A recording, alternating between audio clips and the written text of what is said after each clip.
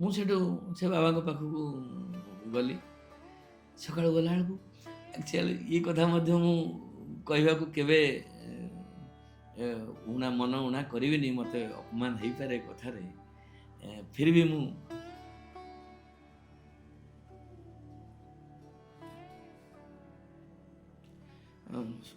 ମହାବୀରଙ୍କ କଥା କହୁଛି ମାନେ ସତ କହିବି।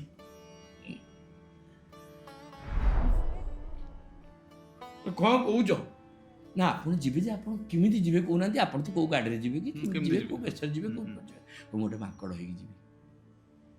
କହିଲେ ପ୍ରଭୁ ଆପଣ ମାଙ୍କଡ଼ ହେଇକି ଯିବେ ତ୍ରେତୟା ଯୁଗରେ ରାମଙ୍କୁ ସେବା କରିବେ? ହଁ। କହିଲେ ଠିକ୍ ଅଛି ପ୍ରଭୁ ଆପଣ ମାଙ୍କଡ଼ ହେଇକି ଯାଆନ୍ତୁ। ମାଙ୍କଡ଼ ତ ବିନା ଲାଙ୍ଗୁଡ଼ାରେ ମାଙ୍କଡ଼ ହେଇପାରିବ ନାହିଁ। ତେନର ପଶୁ ବିନୁ ପୁଂସ ବିଷାନା, ଲାଙ୍ଗୁଡ଼ ନଥିଲେ କି ମାଙ୍କଡ଼ ହେଇପାରିବନି। କହିଲେ ତାହେଲେ କ'ଣ କହୁଛ? ନା ପ୍ରଭୁ ମୋତେ ଟିକେ ଲାଙ୍ଗୁଡ଼ କରିଦେଉନାହାନ୍ତି। ଓ ମା ପାର୍ବତୀ ହେଉଛନ୍ତି ସ୍ୱୟଂ ମହାବୀରଙ୍କ ଲାଙ୍ଗୁଡ଼। ଆପଣ କେବେ ଅନୁପ୍ରାଣିତ ହେଇଥିଲେ ମହାବୀରଙ୍କ ପ୍ରତି, ହନୁମାନ?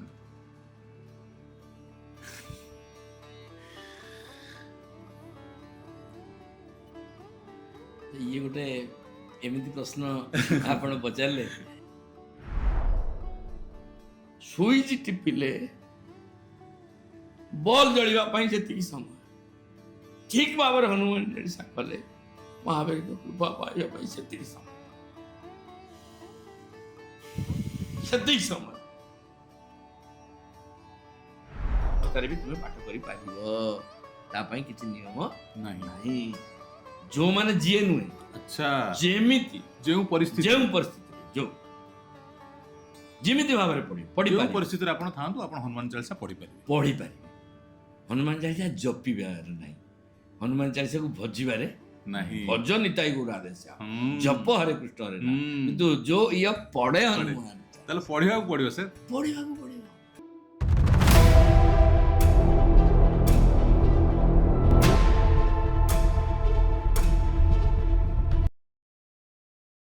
ନମସ୍କାର ଦର୍ଶକ ବନ୍ଧୁ, ମୁଁ ରବି ପ୍ରଧାନ ସଫଳ ଓଡ଼ିଆ ପଡ଼କାଷ୍ଟରେ ପୁଣି ଏକ ଆଧ୍ୟାତ୍ମିକ ଅଧ୍ୟାୟରେ ଆପଣଙ୍କୁ ସ୍ୱାଗତ କରୁଛି।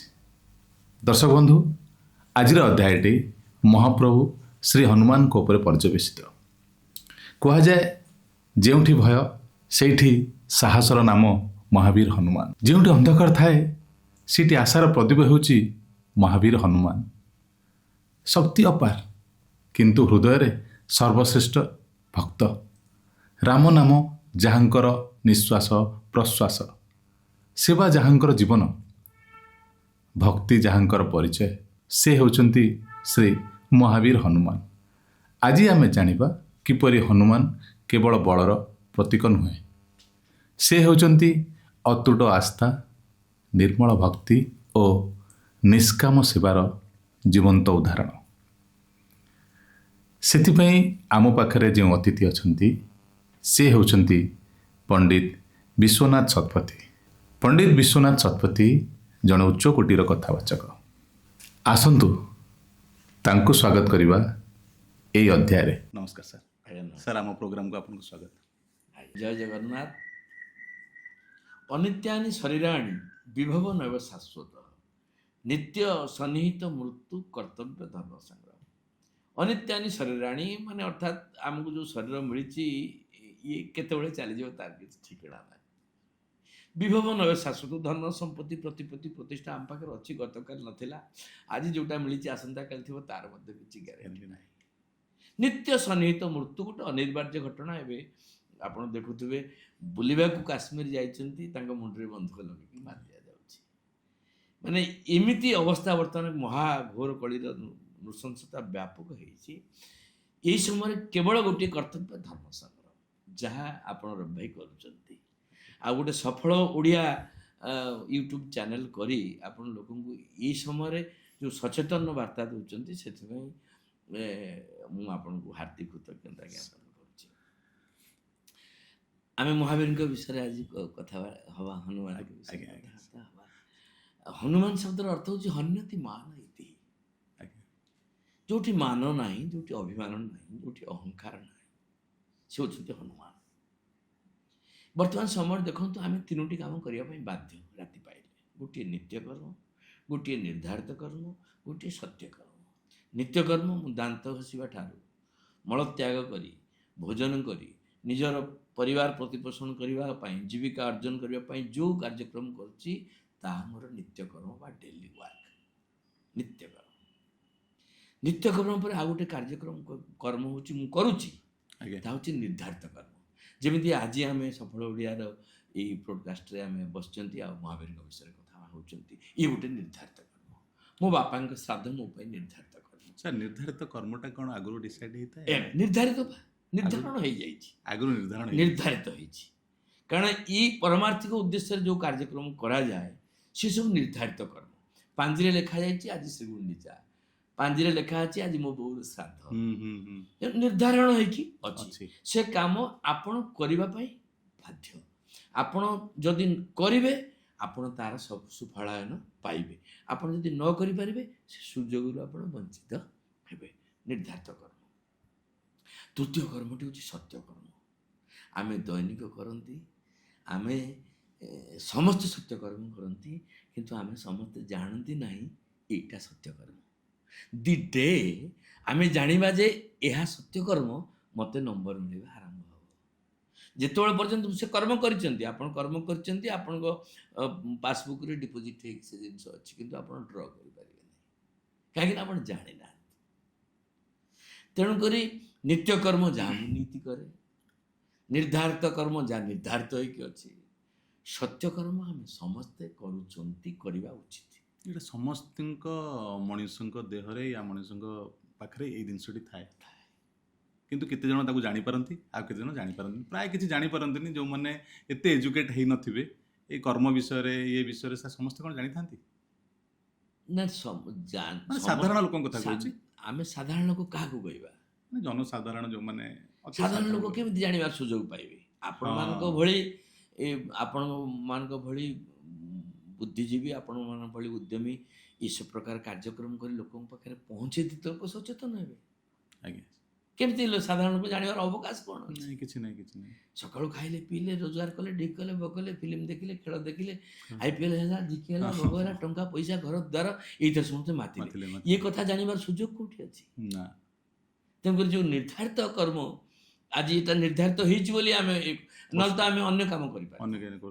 ଆପଣ ପ୍ରଥମରୁ ଯେଉଁ ଇଣ୍ଟ୍ରୋଡକ୍ସନ୍ ଦେଲେ ଯେ ଗୋଟେ ଆଧ୍ୟାତ୍ମିକ ଅଧ୍ୟାୟ। ଆଧ୍ୟାତ୍ମିକ ଶବ୍ଦର ଅର୍ଥ କ'ଣ? ଯେଉଁ ଅଧ୍ୟାୟରେ ଆତ୍ମା ସମ୍ବନ୍ଧିତ ଆଲୋଚନା ହୁଏ ତାହା ଆଧ୍ୟାତ୍ମିକ। ଅର୍ଥାତ୍ ଆମେ ଶରୀର ସମ୍ବନ୍ଧୀୟ କାର୍ଯ୍ୟ ସବୁବେଳେ କରୁଛୁ, ମନ ସମ୍ବନ୍ଧୀୟ କାର୍ଯ୍ୟ ସବୁବେଳେ କରୁଛୁ, କିନ୍ତୁ ଆତ୍ମା ସମ୍ବନ୍ଧିତ କାର୍ଯ୍ୟକ୍ରମରେ ଯେତେବେଳେ ଭାଗ ନିଅନ୍ତି ତାହା ଆଧ୍ୟାତ୍ମିକ କାର୍ଯ୍ୟରେ ବୋଲି ବିବେଚନା କରାଯାଏ। ତାପରେ ହନୁମାନ ଚାଳିଶା। ହନୁମାନ ଚାଳିଶା, ହନୁମାନ ଶବ୍ଦ ତ ହେଉଛି ହନୁମତି ମହାନ ଇତି। ହନୁମାନ ଚାଳିଶା କେଉଁଠି, କେଉଁ ପରିସ୍ଥିତିରେ ଆଉ କିଏ ଲେଖିଥିଲେ ସାର୍? ହନୁମାନ ଚାଳିଶା ତ ତୁଳସୀଦାସ ମହାରାଜ ଲେଖିଥିଲେ। ଆଜ୍ଞା। ଆଉ ମହାସଙ୍କଟ ସମୟରେ ଲେଖିଥିଲେ। ଆଚ୍ଛା। ଆମେ ଭଗବାନଙ୍କୁ କେତେବେଳେ ଡାକନ୍ତି? ଯେତେବେଳେ ବିପତ୍ତିରେ ପଡ଼ନ୍ତି। ମୋ ପକେଟରେ ପଇସା ଥିଲେ ମୁଁ ବରା ଘୁଗୁନି ଖାଇଲା ବେଳେ ହନୁମାନଙ୍କୁ ମନେ ପକାଏନି, କି ଜଗନ୍ନାଥଙ୍କୁ ମନେ ପକାଏନି। ମୋ ପର୍ସଟା ନାହିଁ ରେ, ଦୋକାନୀକି ପଇସା ଦେବ, ପ୍ରଭୁ କ'ଣ କଲି? ମୁଁ ଯେତେବେଳେ ଅସୁବିଧାରେ ପଡ଼େ ସେତେବେଳେ ତାଙ୍କୁ ମନେ ପକାଏ। ସମସ୍ତଙ୍କର ସେଟା ନେଚର। ଆଉ ସବୁବେଳେ ମନେ ପକାଇବା ମଧ୍ୟ ସମ୍ଭବ ନୁହେଁ। ସେ କଥାକୁ ମଧ୍ୟ ଭଗବାନ ମାଇଣ୍ଡ କରନ୍ତି ନାହିଁ। ଯେତେବେଳେ ଯିଏ ମନେ ପକାଇଲା ସେତେବେଳେ ସେ ତା କଥା ବୁଝନ୍ତି। ହନୁମାନ ଚାଳିଶାର ଫାର୍ଷ୍ଟ ଲାଇନ୍ ଆପଣ ଦେଖନ୍ତୁ, ଶ୍ରୀ ଗୁରୁ ଚରଣ ସରୋଜ ରଜ ନିଜ ମନ ମୁକୁର ସୁଧାରି। ଅର୍ଥାତ୍ ନିଜର ମନ, ନିଜ ମନ ମୁକୁର, ମୁକୁର ମାନେ ଆଇନା, ମିରର, ସୁଧାରି ସଫା ଟିକେ କର। ଆମର ଆପଣ ଗାଡ଼ିଟା ଚଲେଇକି ଯାଉଛନ୍ତି, କାର୍ ଚଲେଇକି ଯାଉଛନ୍ତି, କାକର ପଡ଼ୁଛି, ବର୍ଷା ହେଉଛି, ଧୂଳି ପଡ଼ୁଛି, ଆପଣ ଓହି ପଟାପଡ଼ି ଚଲାଉଛନ୍ତି, ସଫା କରୁଛନ୍ତି, ନହେଲେ ଦେଖାଯିବନି, ଝାପ୍ସା ଦେଖାହେବ। ଝାପ୍ସା ଦେଖାଲେ କୋଉଠି ବାଡ଼େଇ ଦେବେ। ତେଣୁକରି ଏ ଶରୀରର ରୂପକ ଗାଡ଼ିଟାକୁ ଚଳେଇବାକୁ ହେଲେ ମନୋରୂପକ ଆଇନାଟାକୁ ମଝିରେ ମଝିରେ ସୁଧାରିବା ଦରକାର, ସଫା କରିବା ଦରକାର। ଆଉ ତୁଳସୀଦାସ ଯେତେବେଳେ ଅତି ସଙ୍କଟରେ ପଡ଼ିଗଲେ, ତୁଳସୀଦାସ ଜଣେ ବ୍ରାହ୍ମଣ ଆଉ ପଣ୍ଡିତ ଲୋକ, ମୋତେ ହନୁମାନଜୀଙ୍କର ପରମ ଭକ୍ତ, ସେତେବେଳକୁ ହନୁମାନ ଚାଳିଶା ଲେଖିନାହାନ୍ତି। ଆଚ୍ଛା। ଦିନେ ସେତେବେଳେ ଆକବର ବାଦଶାହ ମୋଗଲ ଶାସନ ସମୟ ତୁଳସୀଦାସଙ୍କ ସମୟରେ ରାସ୍ତାରେ ଗୋଟେ ସ୍ତ୍ରୀ ଲୋକ କାନ୍ଦୁଛି। ତୁଳସୀଦାସ ବାଟେ ଯାଉଛନ୍ତି, କହିଲେ ମା କାହିଁ କାନ୍ଦୁଛନ୍ତି? ଆମ ସ୍ୱାମୀ ମରିଯାଇଛି। କେମିତି ମଲା? ସାପ କାମୁଡି। ପ୍ରଭୁ ଆପଣ ସାଧୁ ଲୋକ କହିଲେ ହଉ ବଞ୍ଚିବ, କଥା ହାତ ମାରିଦେଲେ, ସେ ବଞ୍ଚିଗଲା। ଏ କଥାଟା ପ୍ରଚାର ହେଇଗଲା। ଏଇଟା ସାର୍ କୋଉ ଯୁଗର କଥା? ଏଇଟା ତୁଳସୀଦାସଜୀଙ୍କ ସମୟର କଥା, ଆକବର ବାଦଶାହଙ୍କ କଥା, ମୋଗଲ ପିରିୟଡର କଥା। ଆଚ୍ଛା। ତୁଳସୀଦାସଜୀ ଏଇଟା ତ ସତ୍ୟଯୁଗର କଥା ନୁହେଁ, ଏଇଟା ଆମର ଏବେ କଳିଯୁଗର କଥା। ହନୁମାନ ଚାଳିଶାଟା ତ ବହୁତ ଆଗରୁ ଲେଖାଯାଇନାହିଁ। ନାଇଁ। ରାମଚରିତ ମାନସ ଲେଖା ବେଲା ବେଳକୁ ହନୁମାନ ଚାଳିଶା ଲେଖା ହେଇନାହିଁ। ଆଚ୍ଛା। ରାମଚରିତ ମାନସ ଲେଖାର ବାଳକାଣ୍ଡ ଲେଖି ସାରିଲା ପରେ ଯେତେବେଳେ ଅଯୋଧ୍ୟା କାଣ୍ଡ ଆରମ୍ଭ ହେଇଛି, ଅଯୋଧ୍ୟା କାଣ୍ଡର ପ୍ରଥମ ଦୋହା ହଉଛନ୍ତି ଶ୍ରୀ ଗୁରୁଚରଣ ସରୋଜ ନିଜ, ଅର୍ଥାତ୍ ବାଳକାଣ୍ଡ ଲେଖିଲା ପର୍ଯ୍ୟନ୍ତ ତୁଳସୀଦାସଜୀ ହନୁମାନଙ୍କୁ ଡାକି ନାହାନ୍ତି କି ହନୁମାନ ଚାଳିଶା ଲେଖି ନାହାନ୍ତି। ରାମଚରିତ ମାନସ ଲେଖିକି ଲୋକଙ୍କ ଦ୍ୱାରା ଆଦୃତ ହେଇଗଲେଣି। ଚମତ୍କାର ବିଦ୍ୟା ସବୁ ହଉଛି, କିଏ ବଞ୍ଚି ଯାଉଛି, କିଏ କାହାର ଭଲ ହେଇଯାଉଛି, ସବୁ କରୁଛନ୍ତି। ଆକବର ବାଦଶାହ କହିଲେ ତାକୁ ଆରେଷ୍ଟ କରିକି ଆଣ, ବାନ୍ଧି ଆଣ। ଏ ଯା ଆପଣଙ୍କର ସିକ୍ରି ଫତେପୁର ସିକ୍ରିରେ ତୁଳସୀଦାସଜୀଙ୍କୁ ଯେବେ ଆରେଷ୍ଟ କରିକି ନେଇଗଲେ, ସେଠି ଗୋଟେ ମୋଗଲ ମାନଙ୍କର ଥାଏ ଗୋଟେ ରାଜପ୍ରସାଦ, ସେଠି ବିଚାର ହୁଏ, ତାଙ୍କୁ ନେଇଗଲେ। ତୁଳସୀଦାସଜୀଙ୍କୁ ନେଇକି ତୁଳସୀଦାସଙ୍କ ପ୍ରହରୀ ପଟେ ଡକେଇଲେ। ତୁଳସୀଦାସ ଯେତେବେଳେ ଗଲେନି, ତାଙ୍କୁ ଜବରଦସ୍ତ ନେଇକି ଚାଲିଗଲେ, ବନ୍ଧନ କରିକି ତାଙ୍କୁ ବାନ୍ଧିକି ରଖାଗଲା। କହିଲେ କ'ଣ ହେଲା ନା ତୁମେ ଏମିତି ଚମତ୍କାର କର? ମୁଁ ଚମତ୍କାର ଫତ କିଛି ଦେଖ, ମୁଁ ଚମତ୍କାର ଯାହା କରୁଛନ୍ତି ମହାବୀର କରୁଛନ୍ତି, ଯାହା କରୁଛନ୍ତି ରାମ କରୁଛନ୍ତି କହିକି ତାଙ୍କୁ ଗୋଟେ ସେଠି ତାଙ୍କର ଯେଉଁ ଆଶ୍ରମ ପାଖରେ ଯେଉଁ ସିକ୍ରିରେ ଯେଉଁ କାରାଗାର ଥିଲା, ସେ କାରାଗାରରେ ତୁଳସୀଦାସଜୀଙ୍କୁ ଆରେଷ୍ଟ କରିକି ରଖିଲେ। 40 ଦିନ ତୁଳସୀଦାସ ସେଠି ରହିଲେ। ସେ କାରାଗାରରେ ତୁଳସୀଦାସଜୀ ହନୁମାନ ଚାଳିଶା ଲେଖିବା ଆରମ୍ଭ କଲେ। ଆଚ୍ଛା। ଜେଲରେ ଛୋଟଇ ବନ୍ଦୀ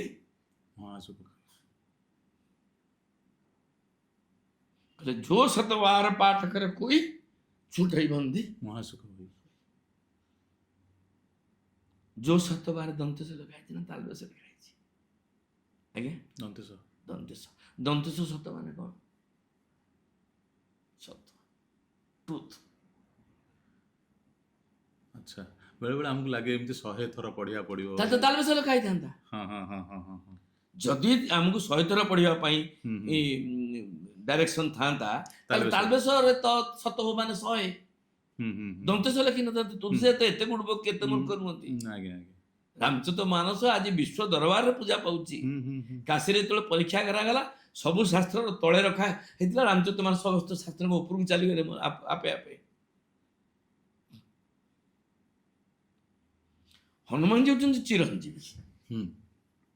ତ ସେ 40 ଦିନ ତୁଳସୀଦାସଜୀ ସିକ୍ରିର କାରାଗାର ଭିତରେ ରହିକି ହନୁମାନ ଚାଳିଶା ଲେଖିଲେ। ଆଚ୍ଛା। ଯେତେବେଳେ 39 ଦିନ ପୁରୀ ଯାଇଛି, 40 ଦିନ ଲେଖୁଛନ୍ତି, जो शतबार पाठ कर कोई छूटई बंदी ମହାସୁଖ ହୁଏ। ଆଉ जो यह पढ़े हनुमान चालीसा होई सिद्धि साखी ଗୌରୀ ସାକ୍ଷୀ। ଗୌରୀ କିଏ? ପାର୍ବତୀ। ଗୌରୀ ପାର୍ବତୀ। ତାଙ୍କ ଈଶ କିଏ? ଶିବ। ଈଶ୍ୱର। ଆଜ୍ଞା। କହିଲେ ଶିବ ପାର୍ବତୀ ଗୌରୀଙ୍କ ଈଶ। ଯଦି ହନୁମାନ ଚାଳିଶା ପଢିବ ଜଣେ ଫଳ ନ ପାଇବ, ତାହେଲେ ମୋ ସାକ୍ଷୀ କିଏ, ଦାୟୀ କିଏ? ନା ଶଙ୍କର ଭଗବାନ। ହୋଇ ସିଦ୍ଧି ସାକ୍ଷୀ ଗୌରୀ ସା। ଏ କଥା କହିଦେଲା ବେଳକୁ ମାଙ୍କଡ ମାନଙ୍କର ଏତେ ସଂଖ୍ୟାରେ ମାଙ୍କଡ ମାନେ ଆସିଲେ, ସେ କାରାଗାରକୁ ଭାଙ୍ଗିଦେବେ କି ଆଉ?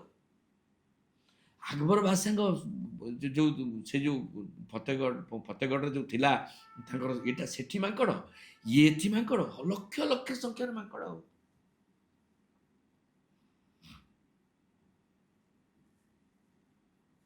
ଆକବର ବାଦଶାହ ବିକଳ ହେଇଗଲେ ପୁରା। କହିଲେ ସେ ବାବାଜୀ ଚଞ୍ଚଳ ପିଟା, ସେ ବାବାଜୀ ଚଞ୍ଚଳ ମୁକ୍ତି କର, ଦୌଡ଼ି ଆସି ଗୋଟେବେଳେ ପଳେଇ। କହିଲେ କ'ଣ ବାବା ଘଟଣା ହେଇଗଲା? ମୁଁ କିଛି ଜାଣିନି। ଇଏ ହେଉଛି ହନୁମାନ ଚାଳିଶା।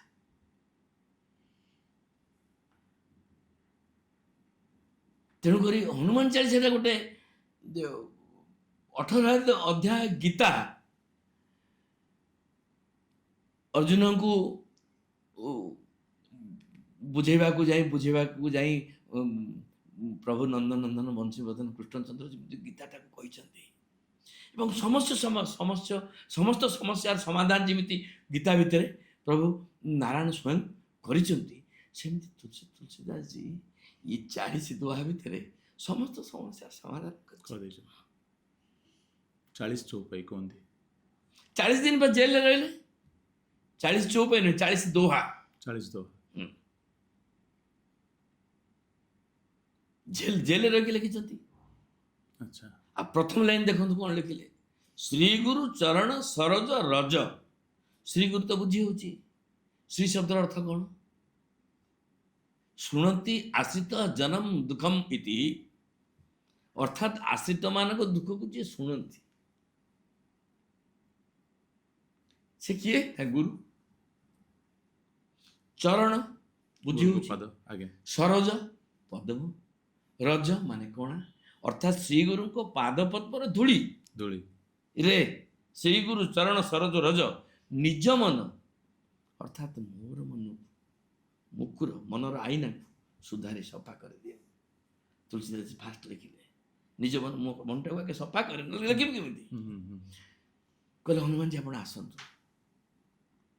ତୁଳସୀଦାସ ଡାକିଲେ, ହନୁମାନଜୀ କହିଲେ ମୁଁ ଯାଇପାରିବିନି, ତୁ ମୋ ବିଷୟରେ ଲେଖିବୁ, ମୁଁ ଏଠି ବସିବି? କହିଲେ ନାଇଁ ପ୍ରଭୁ। କହିଲେ ଆଉ? କହିଲେ ବରଣ ରଘୁବର ବିମଳ ଯଶ। ଆଚ୍ଛା। ମୁଁ ଅନନ୍ତ କୋଟି ବ୍ରହ୍ମାଣ୍ଡ ନାୟକ ଅସରଣ ଶରଣ କାରଣ କାରଣ କରୁଣ ବରୁଣାଳ ନିର୍ଗୁଣ ନିରାକାର ନିତ୍ୟ ପ୍ରେମାନନ୍ଦ ପରମାନନ୍ଦ କନ୍ଦ ଶ୍ରୀମଦ୍ ଅୟୋଧ୍ୟା ଚନ୍ଦ ମୃଦୁ ମୃଦୁ ମଞ୍ଜୁଲ ମଞ୍ଜୁଲ ଭବ୍ୟ ଭବ୍ୟ ନବ୍ୟ ନବ୍ୟ ଦିବ୍ୟ ଦିବ୍ୟ ରଘୁନାଥଙ୍କର କଥା ବର୍ଣ୍ଣନା କରିବି। ବରଣ ରଘୁବର ବିମଳ ଯଶୁ,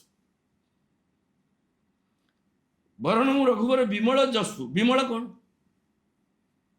ଯୋଉଠି ବଳ ନାହିଁ, ଆଚ୍ଛା, ଯୋଉଠି ଦ୍ୱନ୍ଦ୍ୱ ନାହିଁ, ଯୋଉଠି ଚିନ୍ତା ନାହିଁ, ଯୋଉଠି ଦୁଃଖ ନାହିଁ, ଯୋଉଠି ଅଭାବ ନାହିଁ, ଯୋଉଠି ବିମଳ ମାନେ କିଛି ସବୁ ପୂର୍ଣ୍ଣ। ବରଣ ରଘୁବର ବିମଳ ଯଶୁ। ରଘୁନାଥ ରାମଚନ୍ଦ୍ରଙ୍କର ବିମଳ ଯଶକୁ ମୁଁ ବର୍ଣ୍ଣନା କରିବି। କାହିଁକି ପ୍ରଭୁ କରିବେ ନା ଯୋ ଦାୟକୁ ଫଳ ଚାହାରି, ଯେ 4ଟା ଫଳ ଦେଇପାରିବେ। କ'ଣ 4ଟା ଫଳ? 4ଟା ଫଳ ଆମ ସମସ୍ତଙ୍କୁ ଦରକାର। ଆମ ସମସ୍ତଙ୍କୁ ଦରକାର 4ଟା ଫଳ, ଧର୍ମ ଅର୍ଥ କାମ ମୋକ୍ଷ। ଆଚ୍ଛା, ଧର୍ମ ଅର୍ଥ କାମ ମୋକ୍ଷ। ପ୍ରଥମ ହେଲା ଧର୍ମ। କେତେ ଜଣ ଧର୍ମରେ ଅଛନ୍ତି? ଧର୍ମ ଶବ୍ଦର ତ ଧାର ଇତି। ମୁଁ କ'ଣ ଧରିଛି? ମୋ ବାପାକୁ ମାଆକୁ ନେଇକିରି ବୃଦ୍ଧାଶ୍ରମରେ ରଖୁଛି, ଭିକାରିଟିଏ ମାଗିଲେ ତାକୁ ଦେବୁନି, କବାଟ ବନ୍ଦ କରିଦେଉଛି, ବାଉଜୀ ବୈଷ୍ଣବ ଘରେ ବସୁନି। କ'ଣ ଧର୍ମ ରକ୍ଷା କରିଛି? ଲାଷ୍ଟଟା କ'ଣ? ମୋକ୍ଷ। ଆପଣଙ୍କୁ ବର୍ତ୍ତମାନ କହିବି, ଭାଇ ରବ ଭାଇ ଆପଣଙ୍କୁ ବୈକୁଣ୍ଠ ପଠେଇଦେବି, ଚାଲନ୍ତୁ। ନାଇଁ ଆଜ୍ଞା, ମୋ ସୁଟିଂଟା ଚାଲୁ। ମୋକ୍ଷ କାହାକୁ ଦରକାର? ମୋକ୍ଷ ଶବ୍ଦର ଅର୍ଥ କ'ଣ? ମୋହର କ୍ଷୟ ହେବା ଦରକାର। ଏ ଘର ମୋର ନୁହେଁ, ଏ ବାଡ଼ି ମୋର ନୁହେଁ, ଏ ଗାଡ଼ି ମୋର ନୁହେଁ, ଏ ଜାଗା ମୋର ନୁହେଁ, ଏ ଶରୀର ବି ମୋର। ଏଇ ମୋହଟା ଯୋଉଦିନ କ୍ଷୟ ହେଇଯିବ ସେଦିନ ମୋକ୍ଷ। ମଝିରେ କ'ଣ ରହିଲା? ଅର୍ଥ ଆଉ କାମ। ପଇସାଟା ଦରକାର, କାମନାଟା ପୂର୍ଣ୍ଣ ହେବା ଦରକାର। ଏଇ ଅର୍ଥ କାମ 2ଟା ପଛରେ ଏ ସଂସାର ଲାଗିଛି। ତ ତୁଳସୀଦାସ କହୁଛନ୍ତି, ପ୍ରଭୁ ବରଣ ରଘୁବର ବିମଳ ଯଶୁ, ଯୋ ଦାୟକୁ ଫଳ ଚାହାରି। ସେଇ 4ଟା ଫଳ ଯିଏ ଦେଇପାରିବେ, ଯୋ ଦାୟକୁ ଫଳ ଚାହାରି। କହିଲେ ବୁଦ୍ଧିହୀନ ତନୁ ଜାନିକେ। ବୁଦ୍ଧିହୀନ, ପ୍ରଭୁ ବୁଦ୍ଧି ନାହିଁ। ତନ ମାନେ ଶରୀର। ମୋ ପାଖରେ ପ୍ରଭୁ ବୁଦ୍ଧି ନାହିଁ ବୋଲି ବୁଦ୍ଧିହୀନ ତନୁ ଜାନିକେ। ତୁଳସୀଦାସ କହୁଛନ୍ତି, ହନୁମାନ ମହାବୀର ଆପଣ ନ ରହିଲେ ମୁଁ କେମିତି ଲେଖିବି? ବୁଦ୍ଧିହୀନ ତନ, ଏଇ ଶରୀରଟାକୁ ଆପଣ ତୁଳସୀ କି ବୁଦ୍ଧିହୀନ ବୋଲି ଭାବନ୍ତୁ। ପ୍ରଭୁ ଆପଣ ବୁଦ୍ଧିମାନ, ମୁଁ ବୁଦ୍ଧିହୀନ।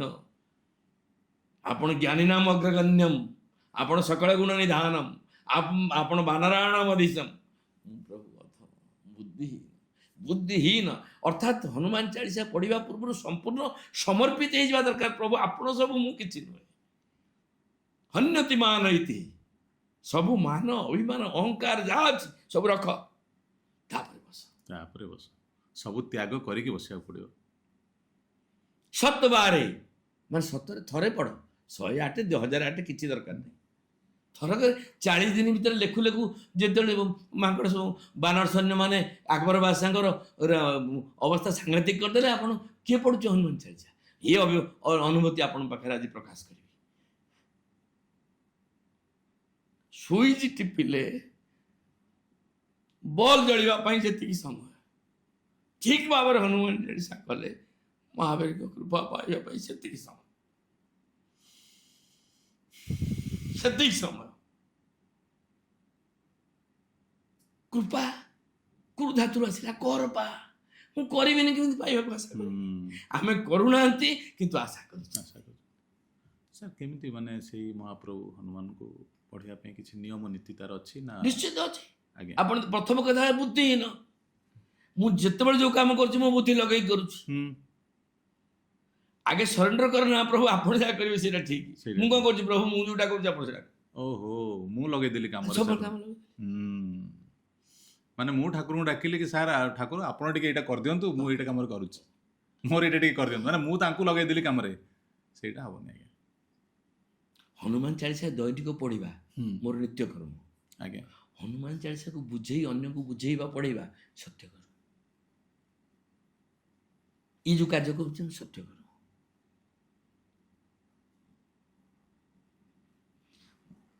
ବୁଦ୍ଧିହୀନ ତନୁ ଜାନିକେ ସୁମିରୁ ପବନ କୁମାର। ବୁଦ୍ଧି ଆପଣ କନଫର୍ମ ହେଇଯାଆନ୍ତୁ, ପ୍ରଭୁ ମୋ ପାଖରେ ବୁଦ୍ଧି କିଛି ନାହିଁ। ମାନେ କେମିତି ମୋ ବୁଦ୍ଧିଟା ଯିବେ? ସମ୍ପୂର୍ଣ୍ଣ ଭାବରେ ଆପଣ ସମର୍ପିତ ହେଇଯିବେ ଯଦି, ତାହେଲେ ତ ଆପଣ କହିବେ ପ୍ରଭୁ ନାଇଁ ରବ ଭାଇ ଯାହା କହୁଛନ୍ତି ସେଟା ଠିକ। ଯେତେବେଳେ ପର୍ଯ୍ୟନ୍ତ ମୋ ଭିତରେ ଅଛି, ମୁଁ ବିଶ୍ୱନାଥ ସତ୍ୟପତି ପଣ୍ଡିତ ଅମୁକେ ଟିଭିର ଏଡିଟର ଇନ୍ ଚିଫ୍ ଥିଲି, ଟିଭିରେ ଏତେ କହିଛି, କନକ ଟିଭିରେ କହିଛି, ଓ ଟିଭିରେ କହିଛି, ବିଭିନ୍ନ ମଞ୍ଚ କାର୍ଯ୍ୟକ୍ରମ କରିଛି, ମୁଁ କହୁଛି, ତାଙ୍କ କଥା କହିପାରିବି ନାହିଁ। ଯେତେବେଳେ ମୁଁ ମରିବ ହନ୍ୟତି ମାନ ଇତି ପରା। ଆଉ ତୁମ ଭିତରେ ଥିବା ମାନ ନ ମଲେ ତୁମମାନେ କୋଉଠୁ ପାଇବ? ବୁଦ୍ଧିହୀନ ତନୁ ଜାନିକେ ସୁମିର ପବନ କୁମାର। ମୁଁ ଆପଣଙ୍କୁ ସ୍ମରଣ କରୁଛି, ହନୁମାନ ଚାଳିଶା ବସିବା ପୂର୍ବରୁ ଚୁପ୍ କିନା ଆଗେ ବସି ପଡ଼ିଲେ, ଆଗେ ସମ୍ପୂର୍ଣ୍ଣ ଭାବରେ ନିଜକୁ ସମର୍ପଣ କରିବାକୁ ପଡ଼ିବ। ନିଜକୁ ଆଗେ ହାଲକା କରିଦିଅନ୍ତୁ, ସବୁ କାଢି ଦିଅନ୍ତୁ ଭିତରୁ। ବୁଦ୍ଧିହୀନ ହେଲା ମାନେ ଆଉ ତ କିଛି ନାହିଁ। କିଛି ନାହିଁ। ଆଚ୍ଛା, ବୁଦ୍ଧିହୀନ ହେଲେ ମୁଁ ତାକୁ ମାଗିବି କଣ ମାଗୁଛି ନା? ବଳ, ବୁଦ୍ଧି, ବିଦ୍ୟା ଦେହୁ ମୋହି। ପ୍ରଥମେ କଣ କହିଲେ? ଯୋ ଦାୟକୁ ଫଳ 4। ଏଠି କଣ କହିଲେ? ବଳ, ବୁଦ୍ଧି, ବିଦ୍ୟା ଦେଉ ମୋହି, ହରେହୁ କଲେଶ ବିକାର। ଏଠି କେଇଟା ମାଗିଲେ? ମୁଁ ବଳ, ବୁଦ୍ଧି, ବିଦ୍ୟା, ତିନିଟା। ସେଠି କହିଛନ୍ତି 4ଟା। ସେଠି କହିଲେ ଯୋ ଦାୟକୁ ଫଳ 4। ଏଠି ମାଗୁଛନ୍ତି ବଳ, ବୁଦ୍ଧି, ବିଦ୍ୟା ଦେହୁ। ଦେହୁ ମାନେ କଣ? ଦିଅ। ମତେ ପ୍ରଭୁ ବଳ ଦିଅନ୍ତୁ, କାହିଁକି? ଆପଣ ବଳବାନ। ବୁଦ୍ଧି, ଆପଣ ବୁଦ୍ଧିମାନ। ବଳ, ବୁଦ୍ଧି, ବିଦ୍ୟା, ଆପଣ ବିଦ୍ୟାବାନକୁ ନିୟତି ଚାତୁର ରାମ କାଜ କରିବେ କ ଆତୁର। ଆପଣ ବିଦ୍ୟାବାନ। ଏଇ 3ଟା ଜିନିଷ ମତେ ଦିଅନ୍ତୁ। ହରହୁଁ କଳେଶ ବିକାର। ହରହୁଁ ଶବ୍ଦର ଅର୍ଥ କଣ? ନିଅନ୍ତୁ, ହରି ନିଅନ୍ତୁ, ନେଇଯାଆନ୍ତୁ। ଏଟା ଦିଅନ୍ତୁ, ସେଟା ନିଅନ୍ତୁ। ହରହୁଁ କଣ ହରେଇବେ ମୋଠୁ? କଲେଶ, କ୍ଲେଶ, ମୋର କଷ୍ଟ, ମୋର ପୀଡ଼ା, ମୋର ଦୁଃଖ। ଆଚ୍ଛା, କ୍ଲେଶ ତ ସବୁ ପଳେଇଲା, ପୁଣି ବିକାର କଣ? ପୁଣି ବିକାରଟା ତାହେଲେ କଣ? ତାହେଲେ 5 ହେଇଗଲା। 3 ଏଠି 3 ବଳ, ବୁଦ୍ଧି, ବିଦ୍ୟା 3। 3ଟା ଆମକୁ ପ୍ରଭୁ ଆପଣ ଦିଅନ୍ତୁ, 2ଟା ଆମଠୁ ନିଅନ୍ତୁ। ପୁଣି ଯୋଉ କଥା ସେ କଥା, ସେ ଗୋଟିଏ ଏକ ବ୍ରହ୍ମ ଦ୍ୱିତୀୟ ନାସ୍ତି। ଏ 2ଟା କଣ ନିଅନ୍ତୁ? ବୁଦ୍ଧିହୀନ ତନୁ ଜାନିକେ ସୁମିରୁ ପବନ କୁମାର, ବଳ, ବୁଦ୍ଧି, ବିଦ୍ୟା ଦେହୁ ମୋହି, ହରହୁଁ କ୍ଲେଶ। କ୍ଲେଶ ଚାଲିଗଲା, କଷ୍ଟ। ବିକାର କଣ? ଏଇଠି ଦର୍ଶକ ମାନଙ୍କୁ ମୁଁ ବିନମ୍ର ନିବେଦନ କରିବି, ଏ ଗୋଟେ ଭାରି ଗୁରୁତ୍ୱପୂର୍ଣ୍ଣ କଥା। ଆଉ ଏ କଥାକୁ ପ୍ରକୃତରେ ଜଣେ ସଫଳ ଓଡ଼ିଆ ହିସାବରେ ଆପଣ ଲୋକଙ୍କ ପାଖରେ ପହଞ୍ଚୁ। ଆଉ ଏ କଥାକୁ ବୁଝିଗଲେ ଦୁଃଖ ବୋଲି କିଛି ନାହିଁ। ଆଜି ପର୍ଯ୍ୟନ୍ତ ବିକାରକୁ କଣ ଆପଣ ଭାବନ୍ତି? ରୂପାଇ, ମୁଁ ଭାବେ ଏଇଆ ଯେ ମନ ଭିତରେ ଯୋଉ ବିତୃଷ୍ଣା ଆସେ ଗୋଟେ ଗୋଟେ ଜିନିଷ ପ୍ରତି, ସେଇଟାକୁ ଛାଡ଼ିବା ପାଇଁ ମୁଁ ଭାବେ ଗୋଟେ ମାନେ ବିତୃଷ୍ଣା। ସେଇଟା କଣ କ୍ଲେଶରେ ଗଲାନି? ହରହୁଁ କ୍ଲେଶ ଯୋଉ ଜିନିଷଟା, କ୍ଲେଶଟା ସାର୍ ଦୁଃଖ ମତେ ଲାଗୁଛି। କ୍ଲେଶ ମାନେ ଆମର ଯୋଉ କଷ୍ଟ, ଆମର ଯୋଉ ଦୁଃଖ। ବିକାରଟା ମାନେ ଯୋଉଟା ମାନେ କଣ ମନ ଛାଡ଼ି ଯାଇଛି ସେ ଜିନିଷ ପ୍ରତି, ମାନେ ମତେ ଦରକାର ନାହିଁ। ହରହୁଁ ଶବ୍ଦର ଅର୍ଥ କଣ? ମାନେ ହରି ନିଅନ୍ତୁ। ନିଅତ ନିଅନ୍ତୁ ନିଅନ୍ତୁ ଆଉ ନିଅନ୍ତୁ ସେଟା ଦିଅନ୍ତୁ। ଆଜ୍ଞା ଆଜ୍ଞା ଆଚ୍ଛା ବିକାର ଆପଣ କହୁଛନ୍ତି ଯେ ମୁଁ ଭାବୁଛି ସାର୍ ମୁଁ ସେଥିରେ ଆପଣଙ୍କୁ 20 ନମ୍ବର 25 ନମ୍ବର ଦେବି 100ରୁ। ଆଜ୍ଞା ଆଜ୍ଞା ମୁଁ ପୁରା କାଟି ଦେବୁନି ସେ କଥାଟା, କିନ୍ତୁ ମୁଁ ଆଉ ଗୋଟେ ଜାଗାରେ ଟର୍ଚ୍ଚ ପକେଇବାକୁ ଚାହୁଁଛି, କୁହନ୍ତୁ ସାର୍ ଆଉ ଗୋଟେ କଥାରେ ଆଲୋକପାତ କରିବାକୁ ଚାହୁଁଛି ଯୋଉଟା ଦର୍ଶକ ମାନେ ଜାଣନ୍ତି ବୁଝିଯିବା ଦରକାର। ଆଜ୍ଞା ଆଚ୍ଛା ଗୋଟେ ହାଣ୍ଡିରେ ହାଣ୍ଡିଏ କ୍ଷୀର ଆପଣ ନେବେ, କ୍ଷୀର ନେବେ, ହୁଁ କ୍ଷୀରରେ ଗୋଟେ ଡ୍ରପ୍ ଦହି ପକେଇଦେବେ, ହୁଁ ସେ ଦହିଟା କ'ଣ ହେଇଗଲା? କ୍ଷୀରରେ ସାର୍ ଦହି ପଡ଼ିଲେ ଦହି ହେଇଯିବ ପୁଣି ସେ ଦହି ହେଇଯିବ, ବିକାର ହେଇଗଲା। ବିକାର ହେଇଗଲା। କ୍ଷୀର ଆଉ କ୍ଷୀର ହେଇକି ରହିଲା, କ୍ଷୀର ହେଇ ରହିବନି। କ୍ଷୀରର ଆକାରର ପରିବର୍ତ୍ତନ ହେଲା, ହୁଁ ଆକାରର କ୍ଷୀରର ଆକାରଟା ବିକାର ହେଇଗଲା, ଅର୍ଥାତ୍ ଯାହା ଥିଲା ସେ ତା ହେଲା ନାହିଁ। କିନ୍ତୁ ତାର କ୍ଷୀରରୁ ଦହିଟା ହଉଛି କ୍ଷୀରର, ଦହିରୁ ଛେନାଟା ହଉଛି କ୍ଷୀରର, ଆଜ୍ଞା ଛେନାରୁ ଲହୁଣୀଟା ହଉଛି କ୍ଷୀରର, ଆଜ୍ଞା ଲହୁଣୀରୁ ଘିଅଟା ହଉଛି ବି କ୍ଷୀରର, କ୍ଷୀରର ଏ ସବୁ କ୍ଷୀରର। ସବୁ କ୍ଷୀର ସେ କ୍ଷୀରର ଆକାରର ବିକାର ହେଲା ପରେ ଏଇଆ ହେଇଛି, ଦହି ହେଇଛି, ଛେନା ହେଇଛି, ଲହୁଣୀ ହେଇଛି, ଘିଅ ହେଇଛି। ଯେତେବେଳେ ମୁଁ ସମ୍ପୂର୍ଣ୍ଣ ଭାବରେ ମହାବୀର ସମର୍ପଣ ହେଇଗଲି, ସମ୍ପୂର୍ଣ୍ଣ ସମର୍ପଣ ହେଇଗଲି, ଗୋଟେ ପୁତ୍ରର ଭାଗବତ କହିଲା ବୀଜରୁ ବୀଜ ହୁଏ ଜାତ, ତା ନାମ ଅଟେ ଭାଗବତ। ଗୋଟେ ଯଦି ଗୋଟେ ମଞ୍ଜି ଆପଣ ଆମ୍ବ ମଞ୍ଜି ପକେଇଲେ ଗୋଟେ ଆମ୍ବ ଗଛ ହବ, ନିଶ୍ଚିତ ନାଇଁ? ଆପଣ ଗୋଟେ ତରଭୁଜ ଲଗେଇଲେ ଗୋଟେ ତରଭୁଜ ହବ, ତରଭୁଜ ଗଛ, ଗୋଟେ କଲରା ଲଗେଇଲେ ଗୋଟେ କଲରା, ତରଭୁଜ ଗଛ। ଗୋଟେ ମଞ୍ଜି ଲଗେଇଲେ ଗୋଟେ। ତେଣୁକରି ଏ ମଣିଷ ଯୋଉ ମଞ୍ଜି, ଯୋଉ ବ୍ରହ୍ମ ଯୋଉ ବୀର୍ଯ୍ୟ, ସେଥିରୁ ଆଉ ଗୋଟେ ମଣିଷ ହବ, ନାଇଁ କି? ସେଇଆ ହବ। ତ ତେଣୁକରି ମଣିଷର ବିକାର ହଉଛି ତାର ପୁତ୍ର କନ୍ୟା। ମୁଁ ଯାହା ଥିଲି ମୋର ବିକାର, ଅର୍ଥାତ୍ ମୁଁ ବିଶ୍ୱନାଥ ସତ୍ୟ ପୁତ୍ର କନ୍ୟା ରାଜା ବଜରଙ୍ଗୀ, ମୋର ବିକାର, ମୋର ଆକାରର ପରିବର୍ତ୍ତନ ଖାଲି ହଉଛି। ମୁଁ ଚାଲିଗଲା ପରେ ମଧ୍ୟ ମୋ ଘର ମୋ ଦ୍ୱାର କହୁଛି, ମୁଁ କିଛି ଛାଡିବାକୁ ପ୍ରସ୍ତୁତ ନୁହେଁ। ନା ମୋ ପୁଅ ବୋଲି କହି ତାକୁ ସବୁ ନାଁରେ କରିଦଉଛି। ମହାବୀର ଆପଣ ମୋର କ୍ଲେଶ ନେବା ସଙ୍ଗେ ସଙ୍ଗେ ମୋ ପିଲା ଛୁଆଙ୍କ ଦାୟିତ୍ୱ ମଧ୍ୟ ନିଅନ୍ତୁ, ଆନନ୍ଦ ଏକବାର ହରି ଜୀବନ। ଆଚ୍ଛା ଟୋଟାଲ ଫ୍ୟାମିଲିଟା ଆମେ ସରେଣ୍ଡର କରୁଛୁ ପ୍ରଭୁ। मैं सेवक परिवार समेता। हनुमान 40 ସେଟା ସ୍ୱାର୍ଥପର ଲୋକଙ୍କ ପାଇଁ ନୁହେଁ, ନାହିଁ ସମସ୍ତଙ୍କୁ ନେଇକି ଯେମିତି ଯାଇପାରିବ। ସର୍ବଭବନ୍ତୁ ସୁଖିନ, ସମସ୍ତଙ୍କର ମଙ୍ଗଳ କାମନା ତୁଳସୀଦାସଜୀ କରିଛନ୍ତି। ମୁଁ ଯେତେବେଳେ ମୋ ତୁଳସୀଦାସଜୀ ବିବାହ କରିଛନ୍ତି, ତାଙ୍କର ପତ୍ନୀ ଅଛନ୍ତି, ଆଚ୍ଛା ପତ୍ନୀ ଥିଲେ, ତାଙ୍କ ପତ୍ନୀଙ୍କ ପାଖକୁ ରାତି ଅଧରେ ସେ ଯାଇଛନ୍ତି, ପତ୍ନୀଠୁ ଅପମାନ ମଧ୍ୟ ପାଇକିରି ଏ ଲାଇନ୍ କି ଆସିଛନ୍ତି, ସ୍ତ୍ରୈଣ ମଧ୍ୟ ଥିଲେ। ତେଣୁକରି ଆମେ ଯେତେ ମନା କଲେ ମଧ୍ୟ ମୋ ପୁତ୍ର କନ୍ୟାଙ୍କ ମୋହ ମୁଁ ଛାଡ଼ିପାରିବି ନାହିଁ। ସମସ୍ତଙ୍କ ପାଇଁ ଯେଉଁମାନେ ଆଜି ଏ କାର୍ଯ୍ୟକ୍ରମକୁ ସଫଳ ଓଡ଼ିଆ ବ୍ରଡକାଷ୍ଟରେ ଦେଖୁଛନ୍ତି, ଛାଡ଼ିପାରିବି? ନାହିଁ ଛାଡ଼ିପାରିବି। ପ୍ରଭୁ ସେ ଦାୟିତ୍ୱଟା ମଧ୍ୟ ଆପଣ ନିଅନ୍ତୁ। ମାନେ ସେଥିରେ ବି ତାଙ୍କୁ ଦେଇ ଦେଇଛନ୍ତି। Yes. बुद्धिहीन तनु जानिके सुमेरु पवन कुमार, बड़ बुद्धि विद्या देहु मोहि हरहु कलेश विकार। मोर क्लेश, मोर विकार, मोर संसार, मोर परिवार प्रभु सब आपनका संपूर्ण सरेंडर हो जाइछन्ति हनुमान तुलसीदास जी हनुमान पाखे। तापर लिखिबा आरंभ करछन्ति, आपण भाग करନ୍ତୁ। और तुलसीदास जी बसैगिरी, तुलसीदास जी हनुमान को बसैगिरी हनुमान चालीसा लिखिले। हनुमान जी बसले, तुलसीदास लिखिले, कहले बरण रघुवर विमल जसु रघुनाथ कथा लिखी बोली हनुमान जी बसिले। आपण मार्क करी पाठ देखନ୍ତୁ। जय हनुमान ज्ञान गुण सागर, जय कपीस तिहु लोक उजागर। हनुमान जी उठी गले, कहले कौन तुम मत डाकी कौन मो प्रभु कथा कह बोले कि तुम्हें कौन तुम मो कथा कहले ना रामदूत तुलित बलधामा संगे संगे राम अंजनी पुत्र पवन सुतनामा महावीर विक्रम बजरंगी कुमति निवार सुमति के संगी कंचन वरण विराज सुवेशा कानन कुंडल कुंचित केसा हाथ वज्र ध्वजा विराजे କାନ୍ଧେ ମୁଞ୍ଜ ଜନେଉ ସାଜେ ଶଙ୍କର ସୁବନ କେ ଶଙ୍କର ସୁବନ ସ୍ୱୟଂ ଶଙ୍କର ସୁବନ ମାନେ ସ୍ୱୟଂ ସ୍ୱୟଂ ଶଙ୍କର ସୁବନ କେଶରୀ ଏମିତି ନନ୍ଦନ ଏମିତି ବି କେତେବେଳେ ମାନେ କିଛି ଲୋକ ମତ ଦିଅନ୍ତି ଶଙ୍କର ସ୍ୱୟଂ ମାନେ ସ୍ୱୟଂ ଶଙ୍କର ହେଲେ, ଆଉ ଗୋଟେ କୁହନ୍ତି ଶଙ୍କର ସୱନ କେଶରୀ ନନ୍ଦନ, ମାନେ ତାଙ୍କ ପୁତ୍ର ବା ଅଂଶ ବୋଲି। ଶଙ୍କର ସୁବନ ବା ହୁଁ ହୁଁ ତାଙ୍କ ଅଂଶ ବା ତାଙ୍କ ଅଂଶ। ହଁ ସ୍ୱୟଂ ଶଙ୍କର ହଁ ସେ ନୁହନ୍ତି, ଶଙ୍କରଙ୍କର ଅଂଶ ଏକାଦଶ ସୂତ୍ର ବା ହୁଁ ହୁଁ ଆଉ 10ଟା ବା ରାବଣ ପାଖକୁ ପଳେଇଲା। ଆଚ୍ଛା ଶଙ୍କରଙ୍କର ସ୍ୱୟଂ ଅଂଶ ଶଙ୍କର ସ୍ୱୟଂ ସ୍ୱୟଂ ହଁ ଶଙ୍କର ସୁବନ କେଶରୀ ନନ୍ଦନ ବାପ ପୁଅ କାହାର ନା କେଶରୀଙ୍କର, ହଁ କେଶରର ପୁଅ କିନ୍ତୁ ସ୍ୱୟଂ ଶଙ୍କର। ବିଦ୍ୟାବାନ ଗୁଣିଅତି ଚାତୁର ତୁଳସୀ ପୁଣି ହନୁମାନଜୀ ଉଠିଲେ କହିଲେ ମତେ ବସେଇ ତୁ ବଦମାସ କାମଟା କର। କହିଲେ ପ୍ରଭୁ କହିଲେ ବିଦ୍ୟାବାନ ଗୁଣିଅତି ରାମ କାଜ କରିବେ ଆତୁର।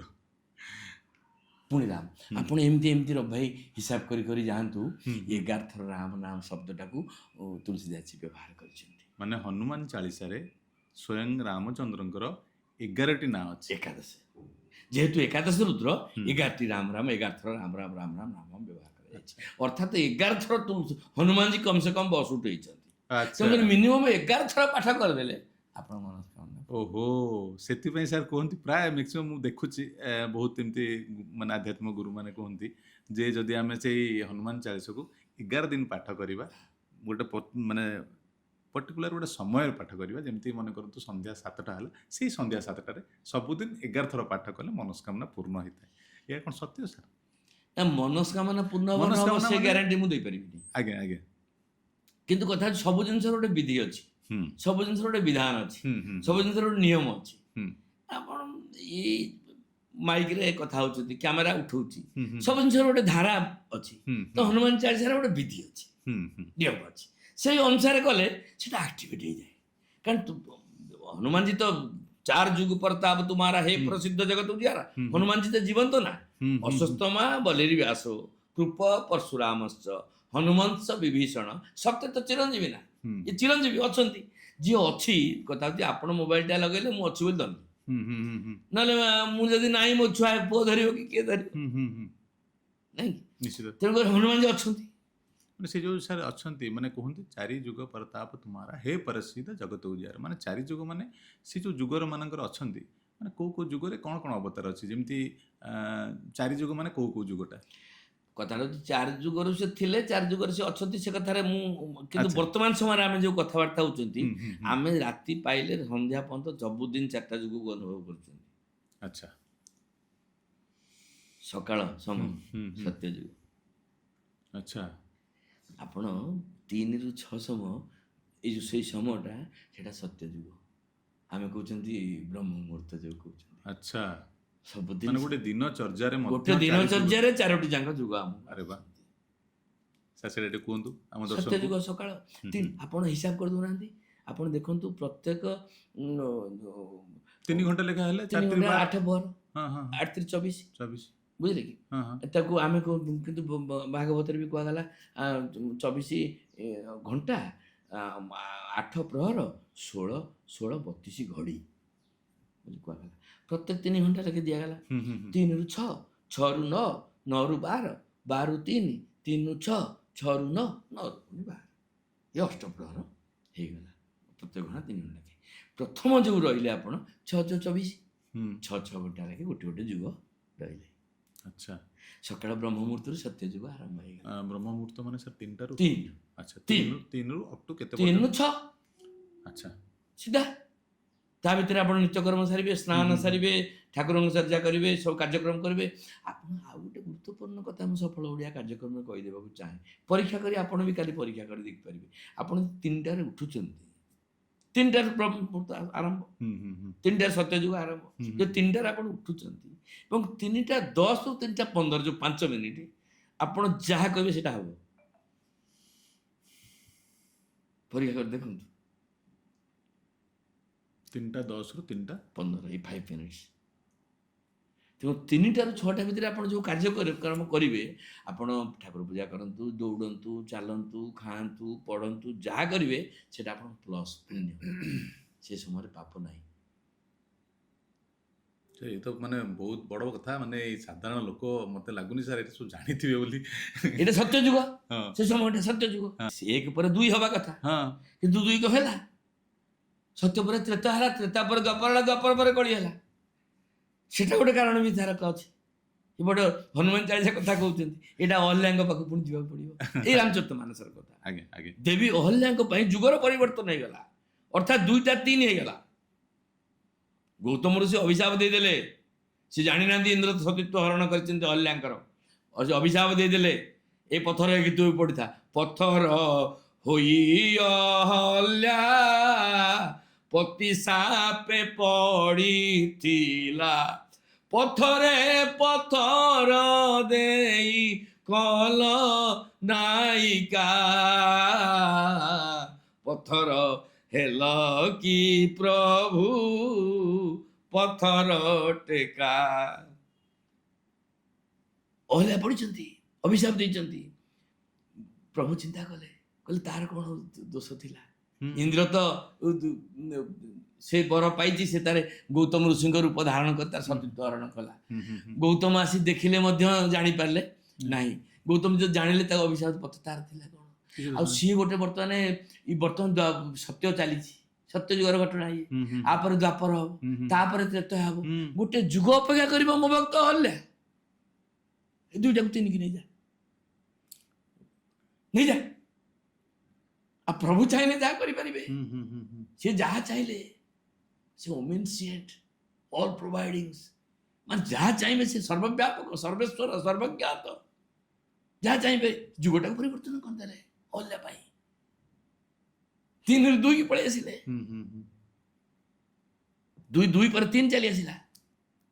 ତ୍ରେତୟା ଯୁଗ ଆସିଗଲା ରଘୁନାଥ ରାମଚନ୍ଦ୍ରଙ୍କର, ମହାବୀରଙ୍କ କାମ ପଡ଼ିଗଲା। ମହାବୀର କିଏ? ଯେତେବେଳେ ତ୍ରେତୟା ଯୁଗ ଆରମ୍ଭ ହୋଇଯିବ, ତ୍ରେତୟା ଯୁଗ କାର୍ଯ୍ୟକ୍ରମ ହେବ, ପ୍ରଭୁ ରଘୁନାଥ ରାମଚନ୍ଦ୍ର ରେଡ଼ି ହେଉଛନ୍ତି ଯିବା ପାଇଁ। ଶଙ୍କର ଭଗବାନ, ସବୁ ଦେବତା ମାନେ କିଏ କେଉଁଠି ମାଙ୍କଡ଼ ଫାଙ୍କଡ଼ ହେବେ ସବୁ ରହୁଛନ୍ତି।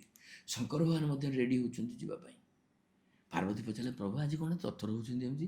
ଆଉ କ'ଣ ଏଥିରେ ଯେଉଁ ବେଡ଼ିଂ ପତ୍ର ବାନ୍ଧିଲେଣି, କୁଆଡ଼େ ଯିବେ କି? ନା, ମୋ ପ୍ରଭୁଙ୍କର ଅବତାର ଅଯୋଧ୍ୟାରେ ହେଇଛି, ଆଉ ମୁଁ ବର୍ତ୍ତମାନ ପ୍ରଭୁଙ୍କ ସାଙ୍ଗରେ ଏଇ ଲୀଳାଟା, ଆମେ ଯେମିତି ଏଇ ପୁରୀ ଯାଉଛନ୍ତି ରଥଯାତ୍ରା ପାଇଁ, ସେମିତି ଗୋଟେ ପ୍ରଭୁଙ୍କର ଲୀଳା ଯେତେବେଳେ ତ୍ରେତୟା ଯୁଗରେ ପ୍ରଭୁ ରଘୁନାଥ ରାମଚନ୍ଦ୍ର ଲୀଳା କରିବେ, ସେତେବେଳେ ସମସ୍ତେ ଦେବାଦେବୀ ବଧ କରିବେ, ସବୁ ସମୟରେ ଆସନ୍ତି। ଆସିଲେ ଶଙ୍କର ଭଗବାନ ବାହାରିଲେ। ଶଙ୍କର ଯେତେବେଳେ ବାହାରିଲେ, ପାର୍ବତୀ କହିଲେ, ପ୍ରଭୁ ମୋତେ ଟିକେ। ପାର୍ବତୀ ମନ ଦୁଃଖ କଲେ, ଆଉ କହିଲେ, ପ୍ରଭୁ ସବୁବେଳେ ଆପଣ ମୋତେ ଠକୁଛନ୍ତି, ଜମା ନୁହଁ। କ'ଣ କହୁଛ? ନା, ଆପଣ ଯିବେ ଯେ ଆପଣ କେମିତି ଯିବେ କହୁନାହାନ୍ତି? ଆପଣ ତ କେଉଁ ଗାଡ଼ିରେ ଯିବେ କି କେମିତି ଯିବେ, କେଉଁ ବେଶରେ ଯିବେ, କେଉଁ ଯିବେ? ମୁଁ ଗୋଟେ ମାଙ୍କଡ଼ ହେଇକି ଯିବି।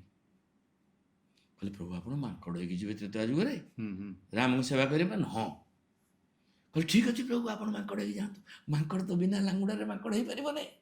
ତେନର ପଶୁ ବିନୁ ପୁଂସ ବିଷାନା, ଲାଙ୍ଗୁଡ଼ ନଥିଲେ କି ମାଙ୍କଡ଼ ହେଇପାରିବନି, ହେଇପାରିବନି। କହିଲେ, ତାହେଲେ କ'ଣ କହୁଛ? ନା ପ୍ରଭୁ ମୋତେ ଟିକେ ଲାଙ୍ଗୁଡ଼ କରିଦେଉନାହାନ୍ତି।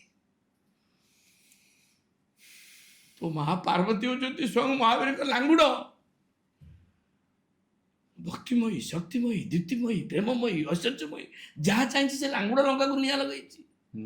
ଆଉ କେହି କିଛି କରିନାହାନ୍ତି, କାରଣ ସେ ସ୍ୱୟଂ ପାର୍ବତୀ।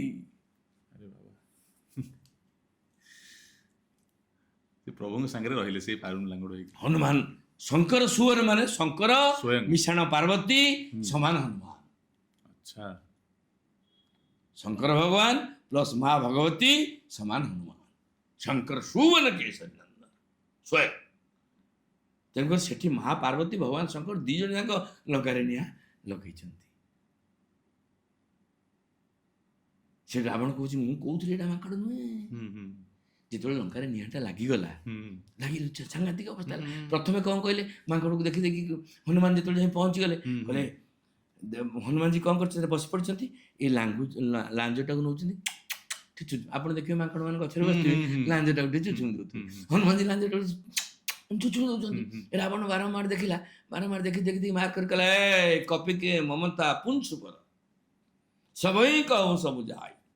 କହିଲେ, ମାଙ୍କଡ଼ଟାର ଲାଙ୍ଗୁଡ଼ ଭାରି ପ୍ରିୟ, କରୁଛି ତାକୁ। କପିକେ ମମତା ପୁଂସ କର ସବଇ କହୁ ସବୁ ଯାଇ, ସମସ୍ତଙ୍କୁ ଡାକେ।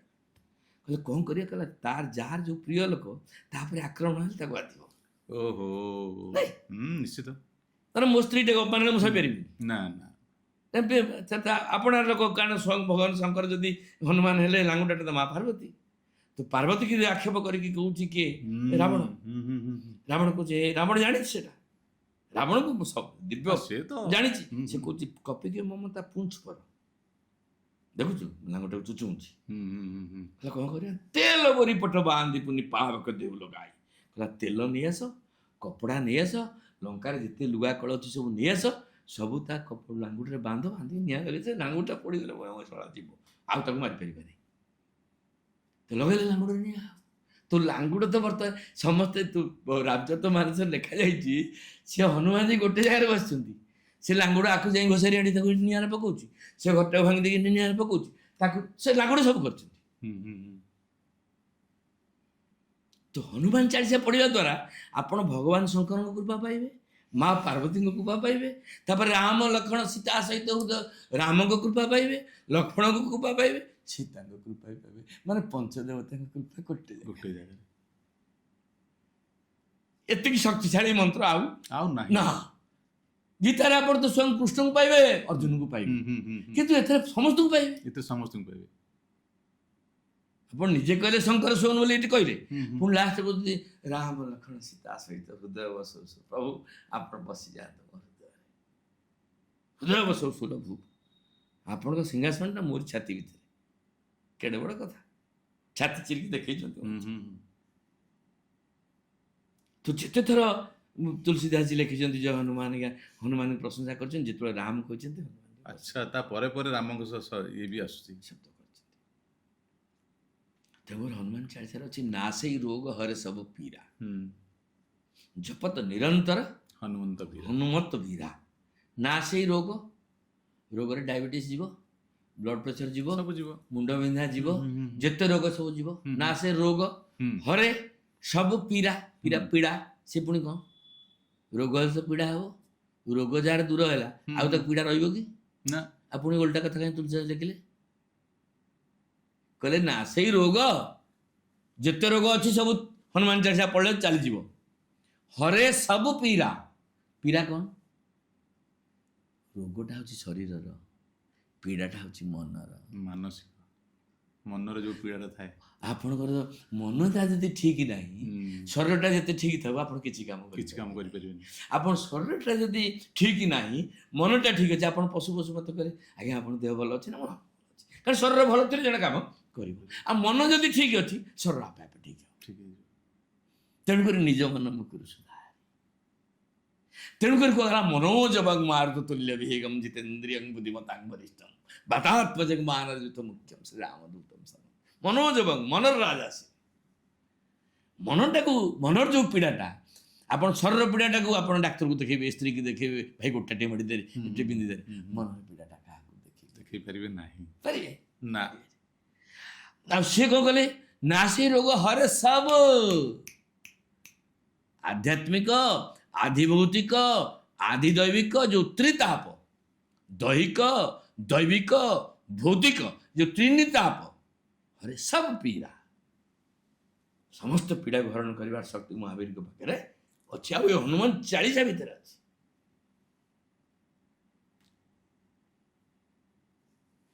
କହିଲେ ମନକ୍ରମ ବଚନ ଧ୍ୟାନ ଯୋ ଲାଭେ, ସୋଇ ଅମିତ ଜୀବନ ଫଳ ପାବେ। ଆଚ୍ଛା, ସେଠି ପ୍ରଥମେ କହିଲେ ଶ୍ରୀ ଗୁରୁ ଚରଣ ସରୋଜ ରଜ, ନିଜ ମନ ମୁକୁରୁ ସୁଧାରି, ନିଜ ବରଣ ରଘୁର ବିମଳ ଯଶୁ, ଯୋ ଦାୟକ ଫଲ ଚାରି। ଚାରିଟା ଫଳ କଥା କହିଲେ। ଆଜ୍ଞା, ଏଠି ଚାରିଟା ଜିନିଷ ପୁଣି ମାଗିଲେ। ବାବା, ଯିଏ ହନୁମାନ ଚାଳିଶା ପଢୁଛ, ହନୁମାନ ଚାଳିଶା ପଢ଼ିବ କିମ୍ବା ଏ ସଫଳ ଓଡ଼ିଆରେ କାର୍ଯ୍ୟକ୍ରମ ଦେଖିକି ପ୍ରାକ୍ଟିସ୍ କରିବ, ତାଙ୍କୁ ମଧ୍ୟ ହନୁମାନଙ୍କୁ ଚାରିଟା ଜିନିଷ ଦେବାକୁ ପଡ଼ିବ।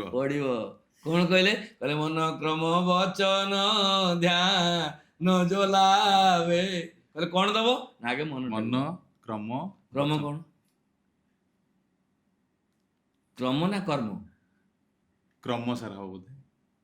ତାପରଟା ମନ କ୍ରମ ବଚନ, ତାପରେ ମନ କ୍ରମ ବଚନ ଧ୍ୟାନ ଯୋଉ ଲାଭେ, ଧ୍ୟାନ ବି ଆଣିବାକୁ ପଡ଼ିବ, ତାହେଲେ ଫଳ ପାଇବ। ନା ଯାହା କରିବ ତାହା ହେଇଯିବ? ନା। ଏ ଚାରିଟା ମନକ୍ରମ ବଚନ ଧ୍ୟାନ ଯୋ ଲାଭେ, ସେଇ ମାନେ ଯିଏ ଦବ, ଏମିତି ନୁହେଁ ଯେ ତୁମେ ହନୁମାନ ଚାଳିଶା ବାମୁଣକୁ ଡାକି ଦେଇ ଘରେ 100 ଥର କରିଦେଲ ବୋଲି କି ତୁମେ କାହିଁକି ହନୁମାନଜୀ କଲେନି ବୋଲି ଠାକୁରଙ୍କୁ ନେଇକି ପଦାରେ ଫୋପାଡ଼ିବ। ହଁ ହଁ ହଁ ସେ କଥା କହୁଛି। ନାଇଁ, ଲୋକମାନଙ୍କର ତ ଆଶା ସେଇଆ ଯେ ନା ନା ଆଶା ରଖିଲେ କ'ଣ ହବ? ମୁଁ ତ କହୁଛି କିଛି ଫଳ ପାଇବନି ହନୁମାନ ଚାଳିଶା କରିବ କି? ହବନି। ନହେଲେ ଆମେ କରିବୁନି, ତୁ ନା କର। କିଛି କଣ୍ଡିସନ ହନୁମାନଜୀ କଣ୍ଡିସନ କ'ଣ କରିବ? କରେକ୍ଟ। ଲୋକମାନେ କଣ୍ଡିସନ କରି ମୁଁ ପ୍ରଭୁ ଆପଣଙ୍କ ସେବା କରିବି, ହଁ, ହଁ। ଆପଣଙ୍କର ଆପଣ କରିବେ। ହଁ, ହଁ। ପ୍ରଭୁ ଆପଣଙ୍କ ପୁଅ ଯଦି ପାସ୍ କରିବ ମୁଁ ହନୁମାନ ଚାଳିଶା କରିବି, ହଁ ମୋ ଝିଅର ଯଦି ବାହାଘର ଠିକ ହବ ହନୁମାନ ଚାଳିଶା କରିବି। ଏମିତି ହନୁମାନ ଚାଳିଶା ହୁଏ ନା, ସେଥିରେ ବାମୁଣକୁ ଖାଲି ପୋଷିବା କଥା। ଏମିତି ହନୁମାନ ନୁହେଁ ସାର୍, ଏମିତି କୌଣସି ଠାକୁରଙ୍କୁ ଏମିତି କରିବା କଥା ନୁହଁ। ସେ ହନୁମାନ ହୁଅନ୍ତୁ, ସେ ବିଷ୍ଣୁ ହୁଅନ୍ତୁ, ସେ ଭଗବାନ ବି ହୁଅନ୍ତୁ, ଏବେ ଏମିତି କେବେ କହିବା କଥା ନୁହେଁ ପ୍ରଭୁ ତମେ ମୋତେ ଏଇଟା କରିଦିଅ, ମୁଁ ଏଇଟା କରିବି। ନା ଏ ବର୍ତ୍ତମାନ ଗିଭ୍ ଆଣ୍ଡ ଟେକ୍ ଚାଲିଛି ପରା। ଆପଣ ଠାକୁର ଯଦି କିଛି ନ କରନ୍ତି ଠାକୁରଙ୍କ ପୂଜା ପାଇବେନି, ଠାକୁର ବାମୁଣ ଧର୍ମ ପାଇବେନି। ଠାକୁର କିଛି କରିବା, ଠାକୁର ବି କରୁଛନ୍ତି। ଆପଣ ଅନ୍ୟ ମନ୍ଦିରରେ ସେସବୁ ଜିନିଷ ସମ୍ଭବ କଥା ହେଇଯାଇପାରେ, କିନ୍ତୁ ହନୁମାନଙ୍କ ପାଖରେ ନୁହେଁ। ହବନି। ହନୁମାନ ଯେ ଗୋଟେ ପରମାନେଣ୍ଟ ସଲ୍ୟୁସନ୍, ସେମାନେ ସବୁ ଟେମ୍ପୋରାରୀ ସଲ୍ୟୁସନ୍। ଆଚ୍ଛା। ବୁଝିଲେ କି, ସେ ଟେମ୍ପୋରାରୀ ସଲ୍ୟୁସନ୍। ଆମର 3ଟା ଜିନିଷ, ଆପଣ ଗୋଟେ ମନ୍ତ୍ର, ଗୋଟେ ତନ୍ତ୍ର, ଗୋଟେ ଯନ୍ତ୍ର। ଆମେ କରୁନାହାନ୍ତି କି ସିଷ୍ଟମଟା ପୂଜାର ମନ୍ତ୍ର ପାଠ। ତନ୍ତ୍ର କରିଦେ, ହଁ। ଠିକ ଅଛି। ମନ୍ତ୍ର ତନ୍ତ୍ର ନହେଲେ ଯନ୍ତ୍ର। ମୋ ଘର ଆଗରେ ଗୋଟେ ଯନ୍ତ୍ର ଲଗେଇ ଦିଅ ଯଦି ଭୂତ ଆସୁଛନ୍ତି। ଯନ୍ତ୍ର ବି ଗୋଟେ ପୂଜା ଆମର ବିଧି ଅଛି, ଗୋଟେ ତନ୍ତ୍ର ବି ଗୋଟେ ବିଧି ଅଛି, ମନ୍ତ୍ର ବି ଗୋଟେ ବିଧି ଅଛି। ମନ୍ତ୍ର କ'ଣ, ତନ୍ତ୍ର କ'ଣ, ଯନ୍ତ୍ର କ'ଣ, ଦର୍ଶକ ମାନେ ଜାଣିବା ଦରକାର। ମନ୍ତ୍ର ହଉଛି ମନକୁ ଯିଏ ନିୟନ୍ତ୍ରଣ କରେ ତାହା ହଉଛି ମନ୍ତ୍ର। ଯନ୍ତ୍ର କ'ଣ, ତନ୍ତ୍ର କ'ଣ, ତନ୍ ମାନେ ଶରୀରକୁ ଯିଏ କଣ୍ଟ୍ରୋଲ କରୁଛି ସେ ହଉଛି ତନ୍ତ୍ର। ଯନ୍ତ୍ର କ'ଣ, ଜନମାନସକୁ ସୋସାଇଟିକି ଯିଏ କଣ୍ଟ୍ରୋଲ କରୁଛି ସେ ହଉଛି ଯନ୍ତ୍ର। ଯନ୍ତ୍ରଟା ଲଗେଇଦେବେ, ଏ ବାଟେ ଯିଏ ଯିବ ସିଏ ଆମ ଘରକୁ ମୁଣ୍ଡିଆ ମାରିକି ଯିବ। ଯନ୍ତ୍ର ଅଛି ମହାବୀରଙ୍କର। ତନ୍ତ୍ର ବଡ଼ିଟା ପ୍ୟୁରିଫାଏ କରିପାରିବେ, ଯାହା ଇଚ୍ଛା ତା କରିପାରିବେ। ଭାଗବତରେ ମଧ୍ୟ ସେ କଥାର ପ୍ରମାଣ ଅଛି, ଭାଗବତରେ ମଧ୍ୟ ପ୍ରମାଣ ଅଛି। ତ ହନୁମାନ ଚାଳିଶା ଗୋଟେ ଶୁଦ୍ଧଭୂତ ମନ୍ତ୍ର। ହନୁମାନ ଚାଳିଶା ନୁହେଁ ଗୋଟେ ପାଠ। ତେଣୁ ହନୁମାନ ଚାଳିଶାରେ କୁହାଗଲା ଯୋଉ ଇଏ ପଢ଼େ ହନୁମାନ ଚାଳିଶା, ଯିଏ ବି ପଢ଼ିବ। ସେମିତି ସାର୍ କିଛି ବର୍ଣ୍ଣନା ହେଇନି, ମାନେ ଯେମିତି କୁହନ୍ତି ବ୍ରାହ୍ମଣ ଯିଏ ବି ପଢ଼ିବ କଥା ତ କୁହା ହେଲାନି। ଯୋଉ ଇଏ ପଢ଼େ ହନୁମାନ ଚାଳିଶା, ଯୋ ଇହ ପଢ଼େ ହନୁମାନ ଚାଳିଶା, ମାନେ ଯୋ ମାନେ ଯେମିତି, ଅର୍ଥାତ ଗାଧେଇଲା ବେଳେ ତୁମେ ପଢ଼ିପାରିବ, ନ ଗାଧେଇକି ତୁମେ ପଢ଼ିପାରିବ, ଯୋଉ ଗାଡ଼ିରେ ଯାଉଥିଲା ବେଳେ ପଢ଼ିପାରିବ, ଉଡ଼ାଜାହାଜରେ ଉଡ଼ିଲା ବେଳେ ପଢ଼ିପାରିବ, ଏଇଠି ତା ସାଙ୍ଗରେ କଥାବାର୍ତ୍ତା କଲାବେଳେ ପଢ଼ିପାରିବ। ଭୋଗ ଯେମିତି ଯୋ ମାନେ ଯୋଉ ଅବସ୍ଥାରେ ବି ତୁମେ ପାଠ କରିପାରିବ, ତା ପାଇଁ କିଛି ନିୟମ ନାହିଁ।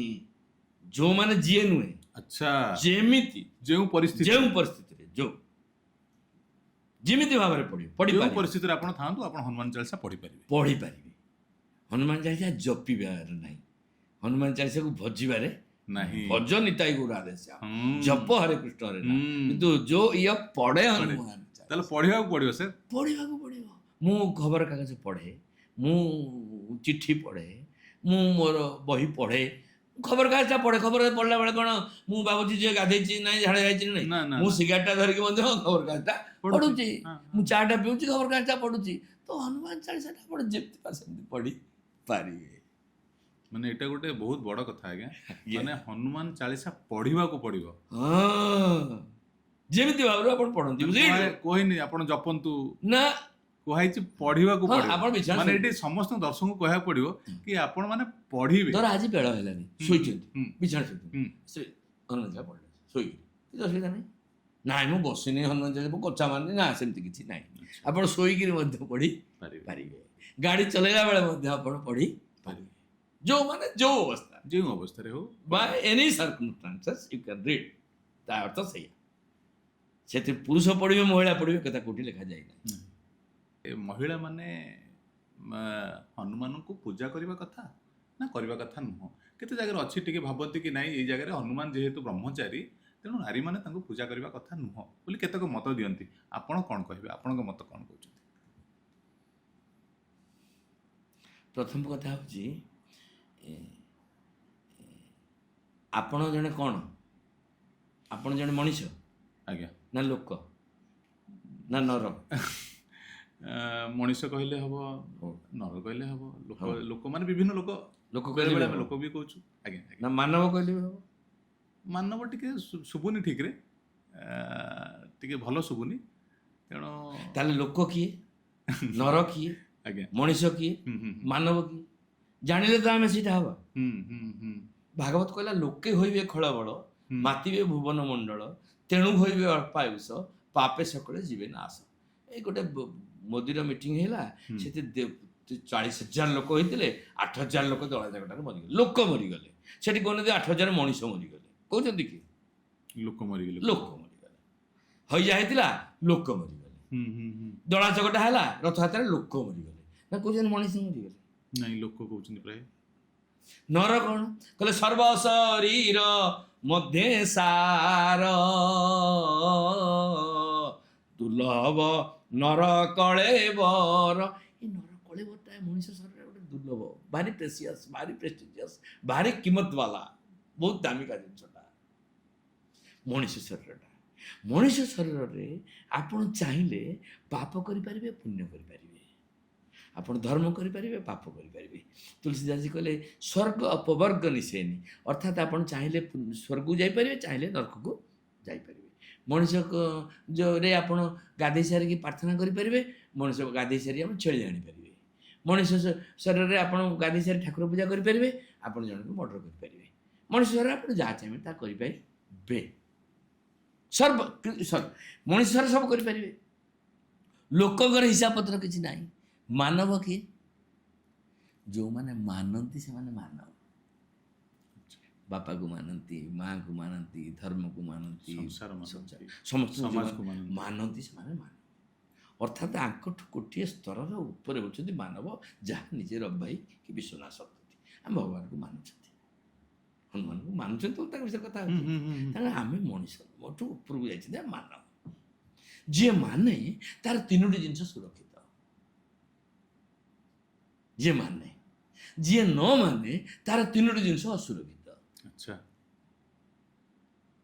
ଯିଏ ମାନିଲା, ମୋ ବାପାକୁ ମାନିଲି, ମୋ ଧର୍ମକୁ ମାନିଲି, ମୋ ଗୁରୁକୁ ମାନିଲି, ମୁଁ ପୋଲିସକି ମାନିଲି, ମୋ ଆଇନକି ମାନିଲି, ସବୁ ଜିନିଷକୁ ମାନୁଛନ୍ତି ଯେଉଁମାନେ, ସେମାନେ 3ଟା ଜିନିଷ ସୁରକ୍ଷିତ। ପ୍ରଥମ କଥା ହେଉଛି ଯେଉଁମାନେ ମାନନ୍ତି ସେମାନେ ଶାରୀରିକ ସୁରକ୍ଷିତ। ଆଚ୍ଛା। ଏ ଡେଲି ଡାକ୍ତରଖାନା ଯିବେନି। ମାନସିକ ସୁରକ୍ଷିତ, ମୁଁ କହିଛି ଆପଣଙ୍କୁ ରବିବାର ଦିନ 9ଟା ବେଳକୁ ଯିବି ମାନେ ମୁଁ ଯିବି, ପୁଣି ଆପଣ ଫୋନ୍ କଲେ ନା ମୁଁ ଆଜି ଯାଇପାରିବିନି। ମାନେ ମେଣ୍ଟାଲ ଯେଉଁମାନେ ଇମ୍ବାଲାନ୍ସ, ସେମାନେ କଥାରେ କମିଟମେଣ୍ଟରେ ତାର କିଛି ଠିକଣା ନାହିଁ। ସେମାନେ ମାନସିକ ଅସୁରକ୍ଷିତ ଲୋକମାନେ କଥା ଦେଇ କଥା ରଖିପାରନ୍ତି ନାହିଁ। ମାନସିକ ସୁରକ୍ଷିତ ଥିବା ଲୋକମାନେ କଥା ଦେଇ କଥା ରଖନ୍ତି, ତାଙ୍କର ମାନସିକ ସୁରକ୍ଷିତ, ସେମାନେ ଷ୍ଟାବୁଲ। ଏଇ 2,000 ଟଙ୍କା ଥାଉ, କାଲି କାମଟା ଲାଗିବ, ସୁରକ୍ଷିତ ସେମାନେ। ମାନସିକ ସୁରକ୍ଷିତ, ଶାରୀରିକ ସୁରକ୍ଷିତ, ଆର୍ଥିକ ସୁରକ୍ଷିତ। ତା ପାଖରେ ହାତ ପତେଇବେନି ନା। ସେ ମାନବ ଯେଉଁମାନେ ମାନବ ନୁହନ୍ତି, ସେମାନେ ଶାରୀରିକ ଅସୁରକ୍ଷିତ, ଦିନ ଡାକ୍ତରଖାନାରେ ପଡ଼ିବେ, ଔଷଧ ନ ଖାଇଲେ ଝାଡ଼ା ହେବନି, ଚା ନ ପିଇଲେ ଝାଡ଼ା ହେବନି, ଛଡ଼ା ଇଏ ମାଇଲାଣି, ବାପ ପୁଅର ଝଗଡ଼ା, ମା ସେଣେ ପଡ଼ିଛି, ସେମାନେ ଶାରୀରିକ ଅସୁରକ୍ଷିତ। ମାନସିକ ଅସୁରକ୍ଷିତ, ଘରୁ ବାହାରିଥିବେ କଟକ ଯିବେ ବୋଲିକିରି, ସେ ପୁଣି ଗାଡ଼ି ବୁଲେଇକି ଯାଇ ପୁରୀରେ ପହଞ୍ଚିଲେ, ମେଣ୍ଟାଲି ଇନବାଲାନ୍ସ। ଏମିତି ବହୁତ ଲୋକ ଅଛନ୍ତି। ସେମାନେ ସବୁ ମଣିଷ ନୁହନ୍ତି ବା, ସେମାନେ ମାନବ ନୁହନ୍ତି, ମଣିଷ। ଆଚ୍ଛା। ସେମାନେ ମଣିଷରେ ଯିବେ, ମାନେ ତାଙ୍କର ସ୍ଥିର ବୋଲି କିଛି ନାହିଁ ନା। ଆଉ ଆର୍ଥିକ ଅସୁରକ୍ଷିତ, ଭାଇ ଟଙ୍କା 2,000 ଅଛି, ଦେଇଥାନ୍ତି, କାଲି ଦେବି, ଆପଣ ଦେଇଦେବେ, ତାପରେ ମୋବାଇଲଟା ସେ ବନ୍ଦ କରିଦେବେ, ସୁଇଚ୍ ଅଫ୍ କରିଦେବେ। ମାନେ ଏମିତି ସେମାନେ ଆର୍ଥିକ ଅସୁରକ୍ଷିତ ମଧ୍ୟ। କିନ୍ତୁ ମାନବ ଯେଉଁମାନେ, ସେମାନେ ଶାରୀରିକ ସୁରକ୍ଷିତ, ମାନସିକ ସୁରକ୍ଷିତ, ଆର୍ଥିକ ସୁରକ୍ଷିତ। ଆଉ ମାନବ ଯେଉଁମାନେ, ସେମାନେ ହନୁମାନଙ୍କର, କାରଣ ତାଙ୍କୁ ମାନିଛନ୍ତି। କାରଣ ମନ ଯେଉଁମାନଙ୍କର ସୁରକ୍ଷିତ, ନିଜ ମନ ମୁକୁରୁ ସୁଧା, ଯାହାଙ୍କର ମନ ସୁରକ୍ଷିତ ସେମାନେ ମାନବ। ତେଣୁକରି ଆମେ ଆଶା କରିବା ଦର୍ଶକମାନେ ଯେଉଁମାନେ ଦେଖୁଛନ୍ତି, ଆଗେ ସେ ନିଜ ଉପରେ ଟର୍ଚ୍ଚ ପକାଇ ଦେଖନ୍ତୁ ସେ କେଉଁ କ୍ୟାଟେଗୋରୀରେ ଯାଉଛନ୍ତି, କ୍ୟାଟେଗୋରୀ ଚେଞ୍ଜ କରନ୍ତୁ। ତାମାନେ ନୁହେଁ ଯେ ଜଣେ ଲୋକ ଥିଲା ସେ ମଣିଷ ହେଇପାରିବନି, ଜଣେ ମଣିଷ ଥିଲା ସେ ଆଉ ମାନବ ହେଇପାରିବନି। Try to change your self. ନିଜକୁ ପରିବର୍ତ୍ତନ କରିବାକୁ ସମସ୍ତେ ଚେଷ୍ଟା କରନ୍ତି। ହନୁମାନଜୀ କୃପା କରିବେ କିନ୍ତୁ ସେ ଲେବଲକୁ ଗଲେ ତୁମେ ପାଇବ। ତୁମେ ଯଦି କହୁଛ ଯେ ନାଇଁ ଖାଲି ବ୍ରାହ୍ମଣଙ୍କୁ ଡାକିକି ମୁଁ 10,000 2,000 ଦକ୍ଷିଣା ଦେଇଦେଇକିରି ଫଳ କଦଳୀ ଆଣି କରି ପୂଜା କରିଦେଲେ ହନୁମାନ ଚାଳିଶା କରିଦେଲେ ହେଇଯିବ ବୋଲିକି, ମୁଁ ସେଥିରେ 5 ନମ୍ବର କ'ଣ 2 ନମ୍ବର ବି ଦେବିନି। ମୁଁ ବରଂ ହନୁମାନଜୀ କହିବି ଆଉ ନ ମିଳିବାକୁ ଦରକାର, ମୁଁ ସେପଟେ ଯିବି। ହନୁମାନଜୀକି ଯଦି କଥାବାର୍ତ୍ତା ବେଳେବେଳେ ଆମର ହେଉଛି, ମୁଁ କହିବି ପ୍ରଭୁ ଜମା ତା ନା କାଟ କଥାରେ। ସେ ମୁଁ ପଚାରୁଥିଲି ମହିଳାମାନେ ହନୁମାନଙ୍କୁ ପୂଜା କରିବା। ଆଚ୍ଛା, ହଁ, ସେ ଲାଗି ମାନବ କଥା କହିଲି। ହଁ। ମାନବ ଶବ୍ଦ ହେଉଛି ମା ନବ, ଯେଉଁମାନେ ମାନନ୍ତି ପ୍ଲସ୍ ମା ଯେଉଁମାନଙ୍କୁ ନବ, ଯେଉଁମାନେ ମାତୃ ଆଶ୍ରିତ, ମୋ ବୋଉ। ତେଣୁକରି ହନୁମାନ ଯେ ହେଉଛନ୍ତି କେଶରୀ ଅଞ୍ଜନା ସୁତ, ଅଞ୍ଜନା ନନ୍ଦନ। ଅଞ୍ଜନା ନନ୍ଦନ। ମାତୃ ଭକ୍ତ ହେଉଛନ୍ତି ମହାବୀର। ଆଚ୍ଛା। ମାଙ୍କ ପାଇଁ ସେ ସୀତା ମାତା ପାଇଁ କହିଲେ ରାମ ଦୁଆରେ ତୁମର ବାହାରେ, କହିଲେ ମା ପାଇଁ ଅସବର ଦିନ ଜାନକୀ ମାତା, ଅଷ୍ଟସିଦ୍ଧି ନବନିଧିକେ ଦାତା, ଅସବର ଦିନ ଜାନକୀ ମାତା। 8ଟା ସିଦ୍ଧି 9ଟା ନିଧିର ବର ତାଙ୍କୁ ମା ଦେଇଛନ୍ତି। ତେଣୁକରି ପ୍ରଥମ କଥା ହେଉଛି ଅଷ୍ଟସିଦ୍ଧି ମାନେ 8ଟା ସିଦ୍ଧି। 8ଟା ସିଦ୍ଧି କ'ଣ କ'ଣ ସାର୍? ଆଉ ଗୋଟେ ଏପିସୋଡ୍ ଯିବା। 8ଟା ସିଦ୍ଧି 9ଟା ନିଧି, ସେଟା ଲୋକଙ୍କୁ ବୁଝେଇଦବା। ଘରେ ବସିକି ସିଦ୍ଧି କରିପାରିବେ। ସିଦ୍ଧି ମାନେ ନୁହେଁ ଯେ ନାକ କାନ ବନ୍ଦ କରିକି ହିମାଳୟ ଯିବା ଦରକାର। ତୁମେ ଘରେ ବସିକି ସିଦ୍ଧି କରିପାରିବ। 8ଟା ସିଦ୍ଧି ହନୁମାନ ଚାଳିଶାରେ ତାର ପ୍ରମାଣ ଅଛି। ନବନିଧିକେ ଦାତା ସେଥିରେ ଅଛି, ଆମେ ସେଇଠୁ ପାଇବା। ଆମେ ଅନ୍ୟ ଆଡ଼େ କାହିଁକି ଯିବା? ଆମେ କହିବା ଧୀରେ ଧୀରେ, ଯେଉଁମାନେ ଆମ ଦର୍ଶକମାନେ ଆମକୁ ଦେଖିବେ, ଆମେ ପ୍ରଶ୍ନ ପଚାରିବେ ଆଉ ତାଙ୍କର ଜିଜ୍ଞାସା ପ୍ରକଟ କରିବେ, ଆମେ ବିଭିନ୍ନ ବୈଠକରେ ତାଙ୍କର ଉତ୍ତର ଆମେ ଦେବା। ସେମାନେ ମଧ୍ୟ ଆମକୁ ପ୍ରଶ୍ନ ପଚାରି ପାରିବେ, ଯାହା ମନରେ ଯେଉଁ ଶଙ୍କା ମହାବୀର। ତେଣୁକରି ମା ମାନେ ପୂଜା କରିବେ କି ନାହିଁ, ଯେଉଁ କଥା ଆପଣ କହୁଛନ୍ତି, ପ୍ରଥମ କଥା ହେଉଛି ଗୋଟିଏ ମା ଆଗେ ବିଚାର କରୁ ହନୁମାନ ତାର ପୁଅ ନା ହନୁମାନ ତାର ବାପା। ଫାଷ୍ଟ ମୁଁ ଯାହାର ପୂଜା କରିବି, ମୁଁ ଆସିବି ରବ ଭାଇ, ଅର୍ଥାତ୍ ଭାଇ ବୋଲି ଆପଣଙ୍କୁ ଗ୍ରହଣ କରେ, ଆପଣ ମୋତେ ବାବା ବୋଲି କହିବେ। ସମ୍ପର୍କ ତ ସମ୍ପର୍କ where there is relation there is emotion, where there is emotion there is devotion। ଅର୍ଥାତ୍ ସମ୍ପର୍କ ଥିଲେ ଭାବ ପ୍ରବଣତା ଥାଏ, ଭାବ ପ୍ରବଣତା ଥିଲେ ଭକ୍ତି ହୁଏ, ନହେଲେ ଭକ୍ତି ହେଇପାରିବନି। ରିଲେସନସିପ୍ ରହିଲେ ଯାଇକି ଆପଣ ଇମୋସନଟା ଗୋଟେ ଆସିବ। ରଭାଇ କହିଛି ଯିବା, ଏଇଟା ଇମୋସନ, ଯିବା। ସେଠି ଦବା ନବା ସାଙ୍ଗରେ କିଛି ସମ୍ପର୍କ ରହିଲା ନାହିଁ। କହିଲେ ସେ ଭାଗବତରେ ମଧ୍ୟ କହିଲେ ଭାରୁ ଭାବଟି ଜନ୍ମ, ଗରୁ ଗଳିତ ଜ୍ଞାନ, ବରେ ବ୍ରହ୍ମ ପ୍ରକାଶ, ତ ଅକ୍ଷର ସିନା ରହେ ହେତୁର, ଭାଗବତ ଭଜନ କର, ଭାବ ସମୁଦ୍ରରେ ସ୍ନାନ କର। ସେ 4। ତେଣୁ ଏଇ 4 ଜିନିଷଟା ଯେଉଁ ଦାୟକ ଫଳ 4 ପାଇବାକୁ ହେଲେ ଆମକୁ 4ଟା ଜିନିଷ ସବୁବେଳେ ପ୍ରଭୁଙ୍କୁ ଦେବାକୁ ପଡ଼ିବ। ପ୍ରଥମ କ'ଣ ମାଗିଲେ ନା ମନ, କ୍ରମ, ବଚନ, ଧ୍ୟାନ। ମନ କ'ଣ? ମନଟା କେମିତି ଦେବି? ମନଟାକୁ ଲେଉଟେଇ ଦିଅନ୍ତୁ। ନମ, ସରେଣ୍ଡର। ଅନଲେସ୍ ଅନ୍ଟିଲ୍ ଆପଣ ସମର୍ପିତ ହେଇନାହାନ୍ତି, ଆପଣଙ୍କ ମନ ଅସ୍ଥିର ହେବ। ଥରେ ସମର୍ପିତ ହେଇଗଲେ ଆପଣଙ୍କ ମନ ସ୍ଥିର ହୋଇଯିବ। ତ ହନୁମାନ ଚାଳିଶା କରିବା ପୂର୍ବରୁ ଫାଷ୍ଟ କନସେନ୍ଟ୍ରେଟ୍ ମାଇଣ୍ଡ, ଆଗ ମନଟାକୁ ସ୍ଥିର କରନ୍ତୁ, ଅର୍ଥାତ୍ ମନଟାକୁ ନମ ମାର୍ଥା ଲେଉଟେଇ ଦିଅନ୍ତୁ, ଗୋଟିଏ ଜାଗାରେ ରଖିଦିଅନ୍ତୁ, ସରେଣ୍ଡର କରିଦିଅନ୍ତୁ। ଗୋଡ଼ ତଳେ ପଡ଼ିଯାନ୍ତୁ, ନମ କରି ପଡ଼ିବ, ଆଉ କ'ଣ ମନ କୁଆଡ଼େ ଯିବନି। ନମ କଲେ, ପ୍ରଣାମ କଲେ, ଆପଣଙ୍କୁ ମୁଁ ପ୍ରଣାମ କରିବି, ମୋ ମନଟା କୁଆଡ଼େ ଯିବ କି? ସେଇଠି ପାଦେ ରହିଲା ନା। ତେଣୁକରି ନମ ଅର୍ଥାତ୍ ସରେଣ୍ଡର କଲେ, ପ୍ରଣାମ କଲେ, ନମ କଲେ, ମନଟା ସେଠି ରହିବ। ତାପରେ ମନକ୍ରମ। କ୍ରମ କ'ଣ? ମାନେ ବୋଧେ କ୍ରମ ମାନେ ସିରିଏଲ ଗୋଟେ ଲାଇନରେ, ମାନେ ଗୋଟେ ଯେଉଁ କାମ ପରେ ଯେଉଁ କାମ କରିବା କଥା, କ୍ରମ। କିନ୍ତୁ ମନ କର୍ମ। ଆଚ୍ଛା, ଦୁଇଟାଙ୍କ ବିଚାରକୁ ନିଅନ୍ତୁ। ହନୁମାନ ଚାଳିଶା ବହୁତ ଲୋକ କରୁଛନ୍ତି, ସମସ୍ତେ କାଲି ସକାଳେ ବୁଝିଯିବେ କଥା, ଯେମିତି ବି କରୁଛନ୍ତି, ଯିଏ ଯେଉଁ କର୍ମ କରୁଛନ୍ତି, ସେ କର୍ମଟା ଅକର୍ମ ନ ହୋଇଥିବା। କର୍ମ 5 ପ୍ରକାର: କର୍ମ, ଅକର୍ମ, ବିକର୍ମ, ସୁକର୍ମ। କର୍ମ, ଅକର୍ମ, ବିକର୍ମ, ସୁକର୍ମ, କର୍ମ। ମନ, ଅମନ, ସୁମନ, ବିମନ, କୁମନ। 5ଟା। ତେଣୁକରି କର୍ମଟା ଯେତେବେଳେ ଆପଣ ଯେଉଁ କର୍ମରେ ବସୁଛନ୍ତି ସକାଳୁ, ମନଟା ଯେତେବେଳେ ଦେଇଦେଲେ, ଯେଉଁ କ୍ରମଟା, ସେଟାକୁ ଆଉ ଡେଭିଏଟ୍ କରିବେ ନାହିଁ। ଅର୍ଥାତ୍ ଆପଣ ଯେଉଁ କହିଲେ ଆମେ 7ଟାରେ ହନୁମାନ ଚାଳିଶା କରୁଛୁ କି କିଏ କହୁଛି ମୁଁ ଯୋଉ କହୁଛି ଟାଇମ୍ ସମୟ ଟାଇମ୍ ସେଇଟାକୁ ମେଣ୍ଟେନ୍ କରିବା ସେଇଟାକୁ ମେଣ୍ଟେନ୍ କରିବା ଦରକାର।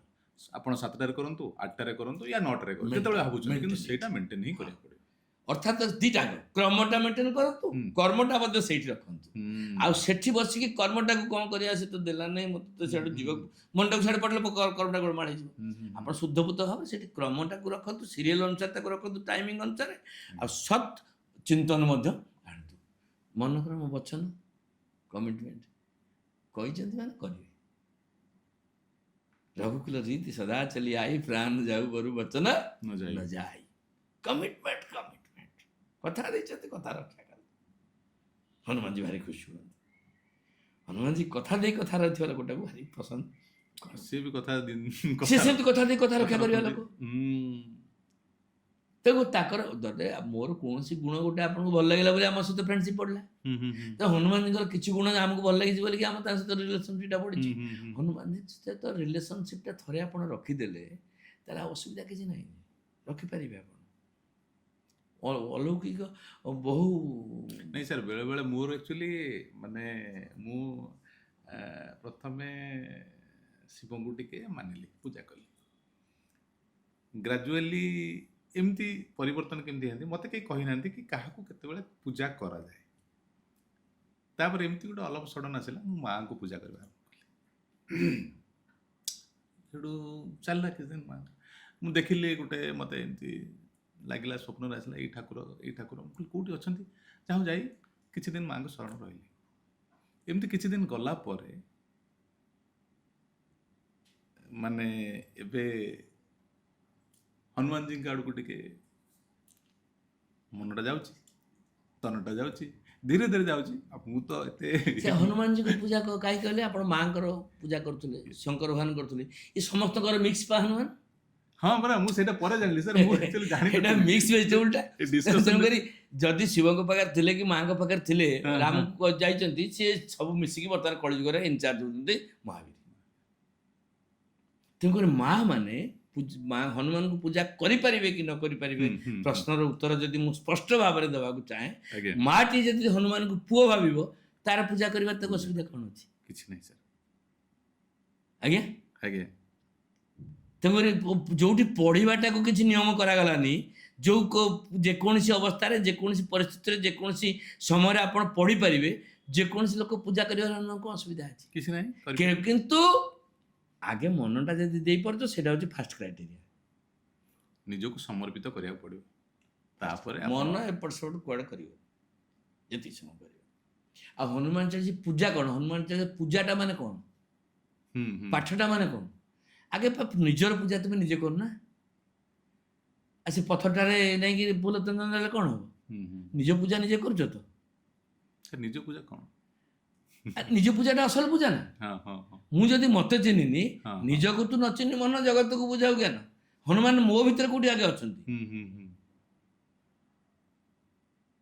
ଆମେ ପ୍ରାର୍ଥନା କରୁନାହାନ୍ତି, ଅଖିଳ ବ୍ରହ୍ମାଣ୍ଡ ପତି ମୋ ଜୀବନ ସ୍ୱାମୀ, ହେ ପରମ ପିତା ମାତା ପ୍ରଭୁ ଅନ୍ତର୍ଯାମୀ। ଅନ୍ତର୍ଯାମୀ ବୋଲି କହିଲି ତାଙ୍କୁ। ଅନ୍ତର୍ଯାମୀ ଶବ୍ଦ ଅର୍ଥ କ'ଣ? ଯେ ଅନ୍ତର ଭିତରେ ଅଛନ୍ତି। ଆଉ ଦେଉଳରେ କାହିଁ ଖୋଜୁଛି? ଯଦି ଅନ୍ତର୍ଯାମୀ ମୋ ଭିତରେ ଅଛନ୍ତି, ମୁଁ କେତେ ଥର ମୋ ଭିତରେ ଖୋଜିଛି। ମୋ ଭିତରେ ଖୋଜିବି ଅର୍ଥ ବସି ପଡ଼ିବି ଆସନରେ, ମନଟା ଶରଣଟା ସେଠି କରିଦେଲି। ହନୁମାନ ଚାଳିଶାଟାକୁ କଲାବେଳେ ଆପଣ କେବଳ ଓଠ ଦିଟି ଚାଲିବ, ଓଠ ଦିଟି ଚାଲିବ, ନିଶ୍ୱାସ ସାଙ୍ଗରେ ହନୁମାନ ଚାଳିଶା ହେବେ। ଇଏ ଯୋଉ 21,606 ଥର ଚାଲିଛନ୍ତି, ସେଇ ଥ୍ରେଡରେ ପକେଇଦେଲେ ହନୁମାନ ଚାଳିଶାଟାକୁ, ସେ ଚାଲିଲେ। ହନୁମାନଜୀ ଭିତରେ ମୋର ଅଛନ୍ତି। ମୁଁ ପଦାରେ କ'ଣ ଖୋଜିବାକୁ ଯିବି? ସୀତାରାମମୟ ସବ ଜଗ ଜାନି, କରହୁଁ ପ୍ରଣାମ ଜୋରି ଯୁ। ସମସ୍ତଙ୍କୁ ସବୁ ଭିତରେ ମୁଁ ରାମକୁ ଦେଖିବି। ତ ହନୁମାନଜୀ ମୋ ଭିତରେ ଅଛନ୍ତି ବୋଲି ମୋର ଅନୁଭବ ଆସିଲେ ସିନା ମୁଁ ସବୁଠି ରାମଙ୍କୁ ଦେଖିବି। ଆଉ ମୁଁ ମନ୍ଦିରକୁ ଯିବି, ସେତିକି ସମୟ ମୁଁ କେମିତି କଥା ନା ମୋ ଆଗରେ କିଏ ଠିଆ ହେଇଛି, ସେ କୋଉ ଶାଢ଼ୀ ପିନ୍ଧିଛି, ନା ଏମିତି ମୋ that's not fast you feel ଯେ ହନୁମାନ ୱିଥ୍ ୟୁ। ହନୁମାନ ତୁମ ସାଙ୍ଗରେ ଅଛନ୍ତି, ତୁମ ଭିତରେ ଅଛନ୍ତି, ତୁମ ଅନ୍ତରରେ ଅଛନ୍ତି। ଅନ୍ତର୍ଯାମୀ ସେ। ସେ ଅନୁଭବଟା ତ ହନୁମାନଙ୍କର ଆସେ। ହନୁମାନ ସବୁବେଳେ ଯାଉଛନ୍ତି 21,600 ଥର, 606 ଥର ତୁମେ ନିଶ୍ୱାସ ନେଉଛ, ପ୍ରଶ୍ୱାସ ଛାଡ଼ୁଛ। କେତେଥର ହିସାବ ରଖିଛ? ଜିରା କିଲୋ କେତେ ମନେ ରଖିଛ? ଚିନି କିଲୋ କେତେ ମନେ ରଖିଛ? ଆଇସ୍କ୍ରିମ୍ ମନେ ରଖିଛ? ଡାଲି ନହେଲେ ରୋଷେଇ ହେବନି ମନେ ରଖିଛ? ଏଇଟା ଯିବା ଆସିବା କରୁଛି, ଏଇଟା ବନ୍ଦ ହେଲେ ମରିଯିବ, ଏଇଟା ମନେ ରଖିନା? ହାଁ, ମନେ ନାହିଁ। ସେଇଟା ମନେ ପକାଇବା ପାଇଁ ସଫଳ ଓଡ଼ିଆ ଉଦ୍ୟମ କରୁଛି। ରେଗୁଲାର ଆପଣ ଆମ କାର୍ଯ୍ୟକ୍ରମ ଦେଖନ୍ତୁ, ଆମେ ଆପଣଙ୍କୁ ସଚେତନ କରିବୁ। ଆଉ ଯେତିକି ଦିନ ବଞ୍ଚିଛି ଆନନ୍ଦରେ ବଞ୍ଚିବେ। ଆନନ୍ଦରେ ମରିବେ ତ ସମସ୍ତେ, କେହି ରହିନାହିଁ ରହିବେ ନାହିଁଟି ଭବରଙ୍ଗ ଭୂମି ତଳେ। ସର୍ବେ ନିଜ ନିଜ ଅଭିନୟ ସାରି ବାହୁଡ଼ିବେ କାଳ ବେଳେ। କାମ ସରିବ, ସମସ୍ତେ ଯିବେ। କିନ୍ତୁ ଆମ ସଫଳ ଓଡ଼ିଆ କାର୍ଯ୍ୟକ୍ରମ ଦେଖି ଆପଣ ନିଜକୁ ସଜାଡ଼ନ୍ତୁ ନା, ନିଜକୁ ରେକ୍ଟିଫାଏ କରନ୍ତୁ। ହନୁମାନ ଚାଳିଶା କାର୍ଯ୍ୟକ୍ରମ ବୁଝେଇବା ପାଇଁ ତ ମୁଁ 4ଟା 5ଟା ଚଉପାଇ ବୁଝେଇଛି। ଏ 40ଟା ଚଉପାଇ ବୁଝିବା ପାଇଁ ବୋଧେ ଆମେ ମାସେ ଖଣ୍ଡେ, ଯଦି ଦର୍ଶକମାନେ ରେଗୁଲାର ଆମକୁ ଦେଖିବେ ତାହେଲେ ହନୁମାନ ଚାଳିଶା ଭିତରେ ସମ୍ୟକ ଧାରଣା ନେଇପାରିବେ। ସାର୍ ଆପଣ କେବେଠୁ ମହାପ୍ରଭୁ ହନୁମାନଙ୍କ ଶରଣରେ ଆସିଲେ? ମୁଁ ଗୋଟେ ପରମ ନାସ୍ତିକ ଲୋକ ଆଜ୍ଞା। ସେ ଶବ୍ଦଟା ଏବେ ମୋ ପାଇଁ ପ୍ରଯୁଜ୍ୟ ନୁହେଁ। ମୋ ଭଳି ସାଂଘାତିକ ଲୋକ ଏ କଥା, ନିଜ କଥାଟା କହିଲେ ମୋତେ ଅପମାନ ହେବ ବୋଲି ମୁଁ ବହୁ ଜାଗାରେ କହିପାରେ ନା। ଏଇଭଳିଆ ଲୋକ ହନୁମାନଙ୍କୁ କହୁଛନ୍ତି। ହନୁମାନଜୀ ପ୍ରତ୍ୟକ୍ଷ ଦର୍ଶନ ଦେଇଛନ୍ତି। ଯେହେତୁ ଆପଣ ଜଣେ ମହାପ୍ରଭୁଙ୍କର ପରମ ଭକ୍ତ, ଆପଣ କେବେ ଅନୁପ୍ରାଣିତ ହେଇଥିଲେ ମହାବୀରଙ୍କ ପ୍ରତି, ହନୁମାନଙ୍କ ପ୍ରତି?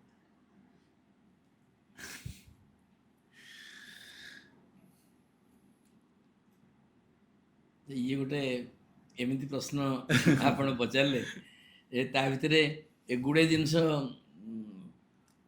ଆମର ଜୀବନ ଶୈଳୀ ଆଉ ଆମ ଲାଇଫ୍ ଭିତରେ ବିଷୟରେ ବି କିଛି ଲୋକ ଜାଣିବାର ସୁଯୋଗ ପାଇବେ। ଆଜ୍ଞା ଆଜ୍ଞା ଆଜ୍ଞା। ମୁଁ ଭାବୁଛି ଏଇସବୁ ଯେତେବେଳେ ବିଜେପି କଲେଜରେ ପାଠ ପଢ଼ୁଥିଲି, ଡିଭିଜନ କଲେଜରେ, ସେ ସମୟରେ ଆମର ହନୁମାନ ଚାଳିଶାଟା ଯୋଉଠି ହୁଏ ମୁଁ ଯାଇ ଶୁଣେ।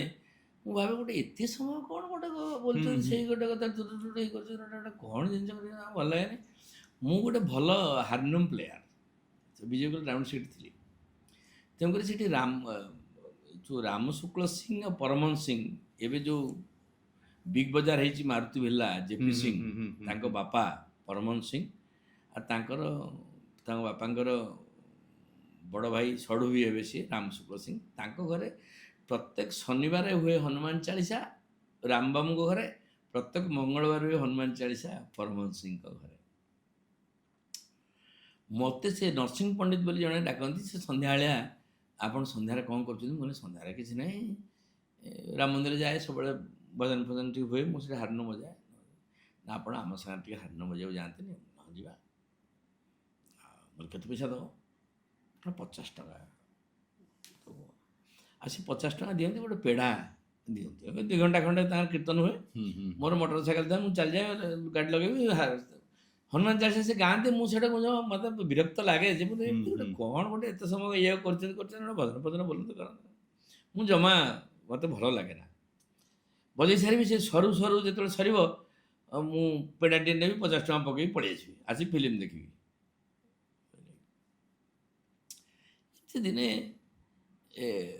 ମଙ୍ଗଳବାର ବୋଧେ ହେଇଛି, ସେ ପରମହଂସଙ୍କ ଘରକୁ ଜଣେ ସାଧୁ ଆସିଛନ୍ତି ଅଯୋଧ୍ୟାରୁ, ଏବଂ ତାଙ୍କ ଘରେ ବନ୍ଧୁବାନ୍ଧବ ଭିଡ଼, ରୋଷେଇବାସ ବହୁତ ହେଇଛି। ସେତେବେଳେ ବୋଧେ ଗୋଟେ କି ଫିଲ୍ମ, ହିମତବାଲା ଫିଲ୍ମ ନା କ'ଣ ସେତେବେଳେ ପଡ଼ିଛି। ମୁଁ ଟିକେଟ୍ କାଟିଦେଇଛି ହିମତବାଲା ଫିଲ୍ମ ଯିବା ପାଇଁ। ନରସିଂହ ପଣ୍ଡିତ କହିଲେ ଆପଣ ଖାଲି ଅଧଘଣ୍ଟେ ଘଣ୍ଟେ ବଜେଇ ଦେଇକିରି ସେଠି ପଳେଇ ଆସିବେ। ମୁଁ କହିଲି ଭାଇ ଦେଖ, ମୋର ଫିଲ୍ମଟା ମୋତେ ଦେଖିବାଟା ନିହାତି ଦରକାର। ଆଉ ତୁମେ ସେମିତି କହିବ ଆଉ ବେଶ ବସିବା ବସିବେ? ନା ଆପଣ କାହିଁ ବସିବେ? ମୁଁ ଯାଇକି ସେଠୁ ହାରମୋନିୟମ ବଜେଇଲି, ହନୁମାନ ଚାଳିଶା। ଘର ସାରା ଭର୍ତ୍ତି ହେଇଛନ୍ତି ଲୋକ ତାଙ୍କର। ସେ ବାବା ବି ଜଣେ ବସିଛନ୍ତି। ସେ ବାବା ଗୋଟେ ତ୍ରିଶୂଳଟେ ଏମିତି ସାଇଡ଼ରେ ରଖିଛନ୍ତି, ପତଳା ଚେହେରା। ତାଙ୍କ ସାଙ୍ଗରେ ଜଣେ ଚେଲା ଲମ୍ବୁ ବାବା ବୋଲି ଅଛନ୍ତି, ବସିଛନ୍ତି। ସେତେବେଳକୁ 8ଟା, 8:30, 8:40 ହେଲାଣି। ମୁଁ ଖାଲି ନରସିଂହ ପଣ୍ଡିତ ଖେଞ୍ଚୁଛି ଯେ ଫିଲ୍ମ ବେଳ ହେଇଯିବ, ମୋତେ ଯିବାକୁ ପଡ଼ିବ। ଟିକେ ମୁଁ ସେଠୁ ଉଠି ପଡ଼ିକି ପଦାକୁ ପଳେଇ ଆସିଲି। ମୁଁ କହିଲି ବୋଧେ ପଇସା ନଦେବ? ନାହିଁ, ମୁଁ ରହିପାରିବିନି, ନା, ମୋର ଫିଲ୍ମ ବେଳ ହେଇଯିବ, ମୁଁ ଜମା ଯାଇପାରିବିନି। ଓ ସେ କଥା ଦର୍ଶକମାନଙ୍କୁ କେମିତି ଲାଗିବ ମୁଁ ଜାଣିବି। ନାଇଁ ସାର୍, ଏଇଟା ହେଉଛି ଯେହେତୁ ପଡ଼କାଷ୍ଟ, ଏଇଟା ଆମେ ନିଜ କଥା ମାନେ ଆମର ଆତ୍ମୀୟ କଥା ସବୁ ଆମେ କହିପାରିବା। ସତ କଥାଟା ଇଏ। ଆଉ ତେଣୁ ମୁଁ ସେଠୁ ପଦାକୁ ଉଠି ପଳେଇ ଆସିଲି। ସେ ଜେପି ସିଂ ଯିଏ ମାରୁତି ଏ ବିଲ୍ଡର ବିଗ୍ ବଜାର କରିଛନ୍ତି ପଟିଆରେ, ହୁଁ ହୁଁ ହୁଁ। ଜେପି ସିଂ, ଜିତେନ୍ଦ୍ର ପ୍ରସାଦ ସିଂ ବହୁତ ବଡ଼ ମୋର ବନ୍ଧୁ, ତାଙ୍କ ବାପା ଉଠି ଆସିଲେ, କହିଲେ ବାବୁଲି ବାବୁ ଆପଣ କାହିଁ ପଳାଉଛନ୍ତି ମ? କାମ ଅଛି। ଆଉ କ'ଣ କାମ? ବାବା ଆସିଛନ୍ତି, ଅଯୋଧ୍ୟାରୁ ଆସିଛନ୍ତି, ଆଠୁ କ'ଣ ବଡ଼ କାମ କିଛି ଅଛି? ସେ ବାବା ବି ଉଠି ଆସିଲେ, ଆଚ୍ଛା। କହିଲେ କ୍ୟା କାମ ହେ, ବୈଠ।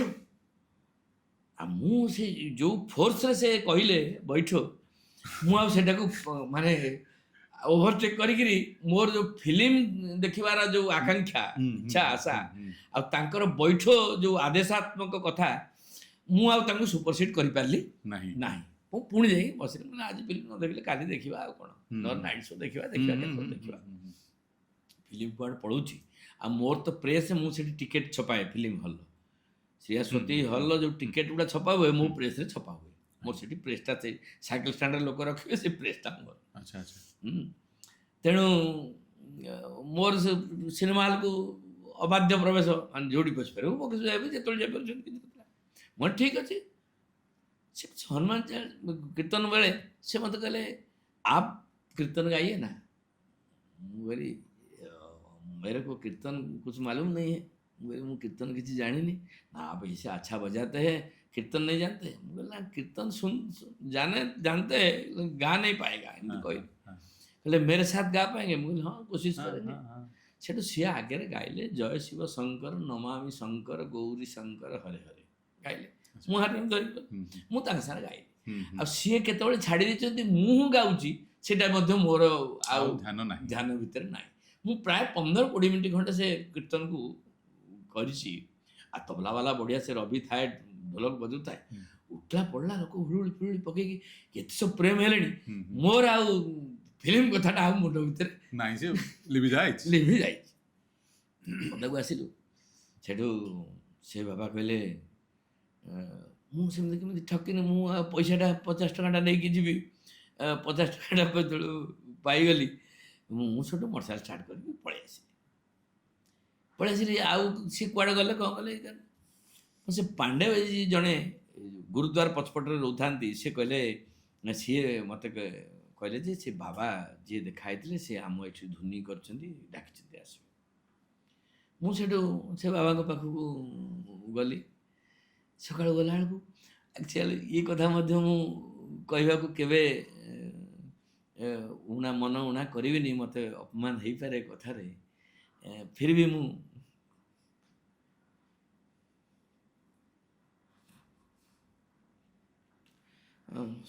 ମହାବୀରଙ୍କ କଥା କହୁଛି, ମାନେ ସତ କହିବି।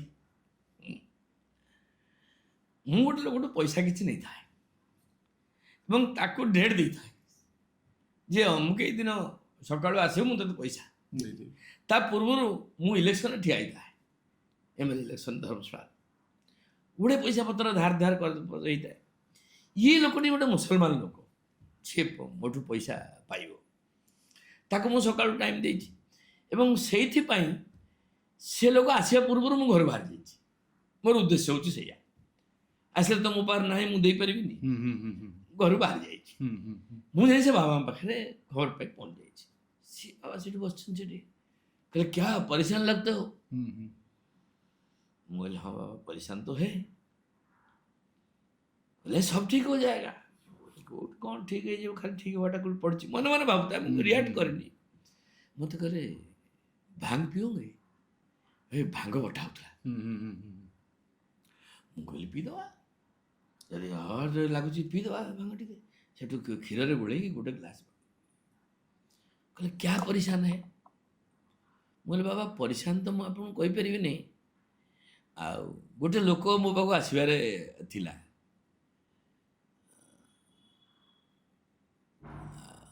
କହିଲେ वो नहीं आएगा, ଫଟକିନ ସେ କହିଲେ, କହିଲେ वो नहीं आएगा। ସେଠୁ କହିଲେ ହଁ ସିଏ ତ ମୁଁ ଜବାବ ଦେଇଛି, ତାକୁ ତ ଟାଇମ୍ ଦେଇଛି, ସେ ତ ଆସିବ, ଆଉ ଇଏ କ'ଣ କହୁଛନ୍ତି ନେଇ ଆଏଗା। ମୁଁ ସେଠୁ ବାବାଙ୍କ କଥାକୁ ଯଦିଓ ଟିକେ ଟିକେ ବିଶ୍ୱାସ କରୁଥାଏ କିନ୍ତୁ ମୋ ମନରେ ଶଙ୍କା ଆଉ ଚିନ୍ତା ଥାଏ ଯେ ସେ ଆସିବ ଆସିବ, ନିଶ୍ଚିତ। ମୁଁ ତାକୁ କେମିତି ଫେସ୍ କରିବି ମୁସଲମାନ ଲୋକ। ଯାଉ ମୁଁ 11:30 12ଟା ବେଳେ ଏଠୁ ସେଠି ଟିକେ କୀର୍ତ୍ତନ ଫୀର୍ତ୍ତନ ହେଲା, ମୁଁ ଟିକେ 8 ବଜେରେ ଭଜନ ଫଜନ କରିକିରି ଘରକୁ ବ୍ୟାକ୍ କରିକି ଆସିଲି। ଆସିକି ପହଞ୍ଚିଲା ବେଳକୁ ଆମ ମାତା ମା ଖାଇବାକୁ ବାଢ଼ି ଦେଲେ। ମୋ ପ୍ରେସ୍ ଥାଏ ସେତେବେଳେ, ଖାଇଲି। ଆଉ ମୁଁ ଆଶା କରୁଥିଲି ଯେ ଖାଇବା ବାଢ଼ିବ ଦେବ ଏବଂ କହିବ ସିଏ ଆସି ପାଟି କରି ଯାଇଛି ତା ପଇସା କାହିଁକି ହଁ, ମନ ଦେଇନା। ଭିତରେ। ମୋ ମନରେ ମାନେ ଖାଇବା ପାଖରେ ଅଛି କିନ୍ତୁ ମନଟା ମୋର ସେଇଠି ଅଛି। ସେ କିଛି କହିଲାନି। ତାପରେ ମୁଁ ଖାଇକି ଟିକେ ବିଶ୍ରାମ କଲି, ସେ କିଛି କହିଲାନି। 4ଟା 5ଟା ବେଳକୁ ମୁଁ ପୁଣି ଉଠିକି ଆସିଲି, କେହି କିଛି ମୋତେ କହୁନାହାନ୍ତି।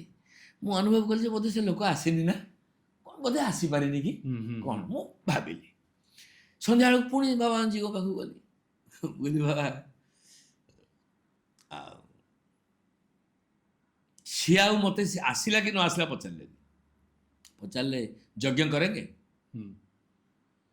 मैं बोले बाबा कितना पैसा खर्च होगा? कहला कुछ नहीं खर्च होगा, आप करेंगे कि नहीं करेंगे?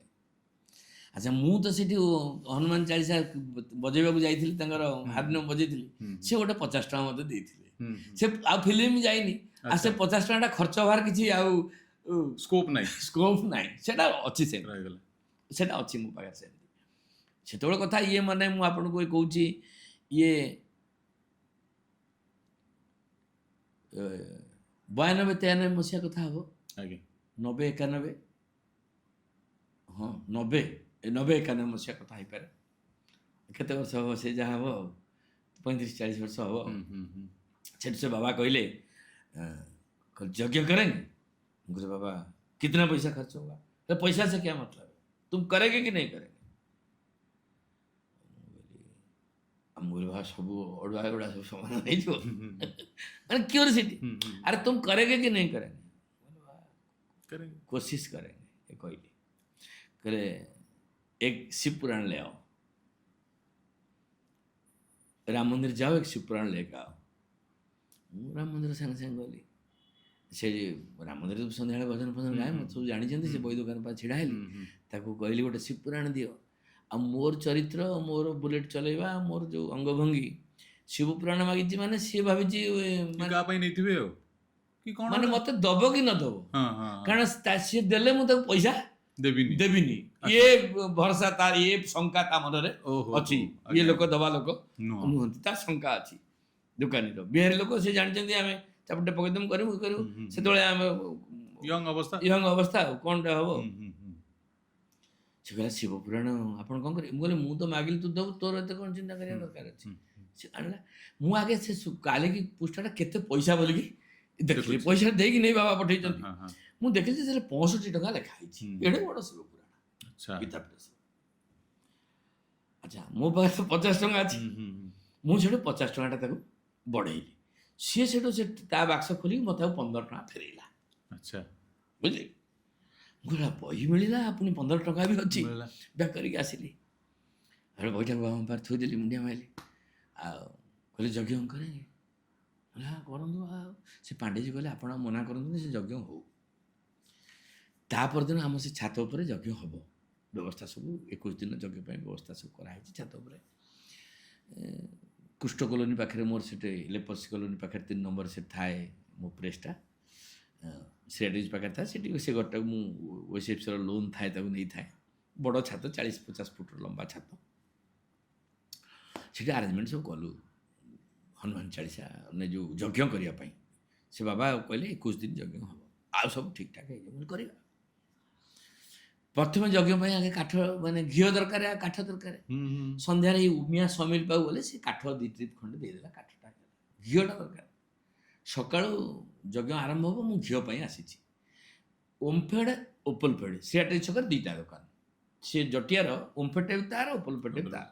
ओमफेड जी बसुची तार चंद्रशेखर, ओपलफेड जी बस तार हूँ कंबो पाणी। मु ओपलफेड आगे ओमफेड जाए कहली करे कंबो गोटे घी देबू केजी सी बड़ भाई की चाहूँ सी जानी पैसा देवे बड़ भाई की चाहूँ बड़ भाई कौन ताको कहवा मु शुणा पूर्व मु ओपलफेड पुणी चली जाइए बोले चंद्रा भल जिनस आज गोटे अधा किलो टी चुटपुट कर दौनु चिकेन माने घी कही दुकान बाँ पटे ताको कही जे तू चिकेनटा କାଟେ ସିଏ ଅଧ କିଲୋ ଦେଇଛି, ସିଏ ବି ପଇସା ପତ୍ର ନେଇନି। ତାକୁ ଆଣି ମୋଟର ସାଇକେଲ ବାଁ ପଟେ ରଖିଛି ମୁଁ ଚିକେନଟା। ଝିଅଟା ଯେତେବେଳେ ତାକୁ କହିଲି ଜଟିଆ ଘିଅ କାହିଁ, ଦେଇଦେ ଦେଇଦେ, କ'ଣ ଯଜ୍ଞ ହବ ଶୁଣୁଛ ଆମେ ଦେଇଦେ। ସୀତା ଭାଇ ଆଣି ଦେଲା, ମୁଁ ଟଙ୍ଗେଇକିରି ଆସିଛି, ଡାହାଣ ପଟେ ଘିଅ ବାଁ ପଟେ ଚିକେନ, ଡେଲି ଖାଇବା ହେଉଥିଲା। ସେ ରଖିକିରି ଚିକେନଟାକୁ ନେଇକିରି ଆମ ଘରେ ଆଗେ ତଳେ ମାନେ ସେ ଯେଉଁ ଆମ ଘରେ ମାତା ମା ଖାଆନ୍ତିନି, ତେଣୁ ମୁଁ ତାକୁ ପଦାରେ ଟିକେ ଦେଇ ସେ ଥୋଇ ଦେଇଛି, ମୁହଁ ହାତ ଧୋଇକି ଉପରକୁ ଚାଲିଗଲି। ବାବା କହିଲେ ଯଜ୍ଞ ଆରମ୍ଭ ହବ? ମୁଁ କହିଲି ହଁ ଯଜ୍ଞ ଆରମ୍ଭ କରିବା। ହେଲା, ମୁଁ କହିଲି ବାବା କେତେବେଳେ ହେବ? ନା ଆପଣ ଆସିଲେ ଆରମ୍ଭ ହବ। ମୁଁ କହିଲି ମୁଁ ଆସିଲେ ମାନେ? ନା ଆପଣ ଆସିଲେ ତ ବସିଲେ ଯଜ୍ଞଟା ଆରମ୍ଭ ହବ। ମୁଁ କହିଲି ଆପଣଙ୍କ ଇଚ୍ଛା ହେଲେ କରନ୍ତୁ, ନହେଲେ ନ କରନ୍ତୁ, ମୁଁ ବସିପାରିବି ନାହିଁ, କାରଣ ମୁଁ ଚିକେନଟା ଆଣିଛି ନା। ସେ ଚିକେନଟା ମୁଁ ଖାଇବି, ମୋତେ ଯଜ୍ଞରେ ବସେଇ ଦେଇ ଜକଳିରେ ପକେଇବ ବସି ତାର। ମୁଁ କହିଲି ଆପଣଙ୍କୁ କ'ଣ ଦରକାର? କାଠ ଦରକାର, ଘିଅ ଦରକାର, ଜିନିଷ ଯୋଗାଡ଼ ଦରକାର, ମୁଁ ସବୁ ଲୋକ ଠିକ୍ କରିଛି, ଜିନିଷ ଆଣି ଦେଇଦେବି। ବସେଇବା କାମଟା ବାବା ମୋତେ କରିଲେ ଆପଣ ଟିକେ ଯଜ୍ଞ କରିପାରିବେ ନାହିଁ। କହିଲେ କ'ଣ ହେଲା ଆପଣ ବସିବେନି? ମୁଁ କହିଲି ନା, ଆପଣ ଇଚ୍ଛା ହେଲେ ଯଜ୍ଞ କରନ୍ତୁ, ନହେଲେ ନ କରନ୍ତୁ। ଏ ପାଣ୍ଡେଜୀଙ୍କ ପାଇଁ ମୁଁ କଳେ ପଡ଼ିଲି। ହଁ ଗୋଟେ କଥାବାର୍ତ୍ତା ଆପଣଙ୍କର ଅବଶ୍ୟ ଠିକ୍ ଲାଗିଲା ବୋଲିକି କହିଲି, ଆପଣ ବହି କିଣିବା କଥା କହିଲେ କିଣିଲି, ଆଉ ଯଜ୍ଞ କରିବେ, ମୁଁ କାଠ ଯୋଗେଇବି, ଘିଅ ଯୋଗେଇବି, ଚାଉଳ ପତ୍ର ଯାହା ହେବ କେଉଁଠି ଯୋଗାଡ଼ କରି କରିବି। ଆଉ ଆପଣ ତ ମୋ ଅବସ୍ଥା ଜାଣିଛନ୍ତି, 50 ଟଙ୍କାର ଆରମ୍ଭରେ ମୁଁ କରିଛି, ମୁଁ କରିବି ସବୁ। କହିଲେ ଏତେ କଥା ଦରକାର ନାହିଁ, आप जग में बैठेंगे ना नहीं बैठेंगे?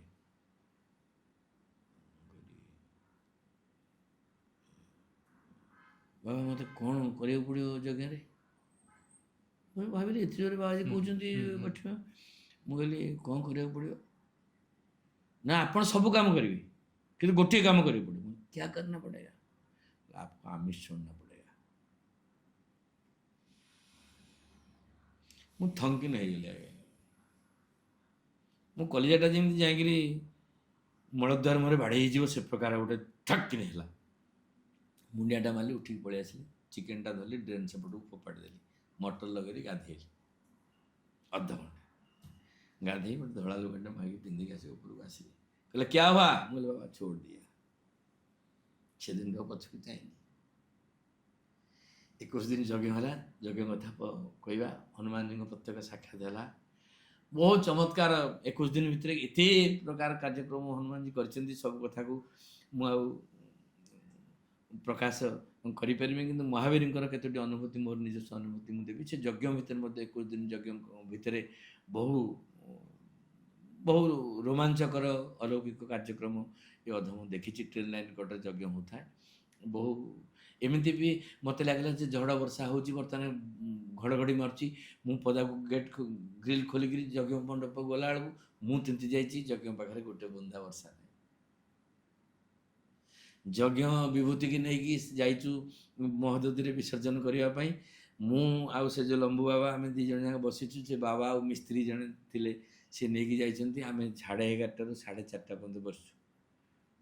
लंबू बाबा कहला चलो पुलिस स्टेशन में रिपोर्ट कर देंगे, वो लोग डूब के मर गए। सी मरीगले बोली भाविला बेलू बाबा डाकिले जय हर हर महादेव। देखला बेलू सी ये जो आमर वुमेन्स कॉलेज एपट पछपटू से बाबाजी पार्टी कर जाऊँगी।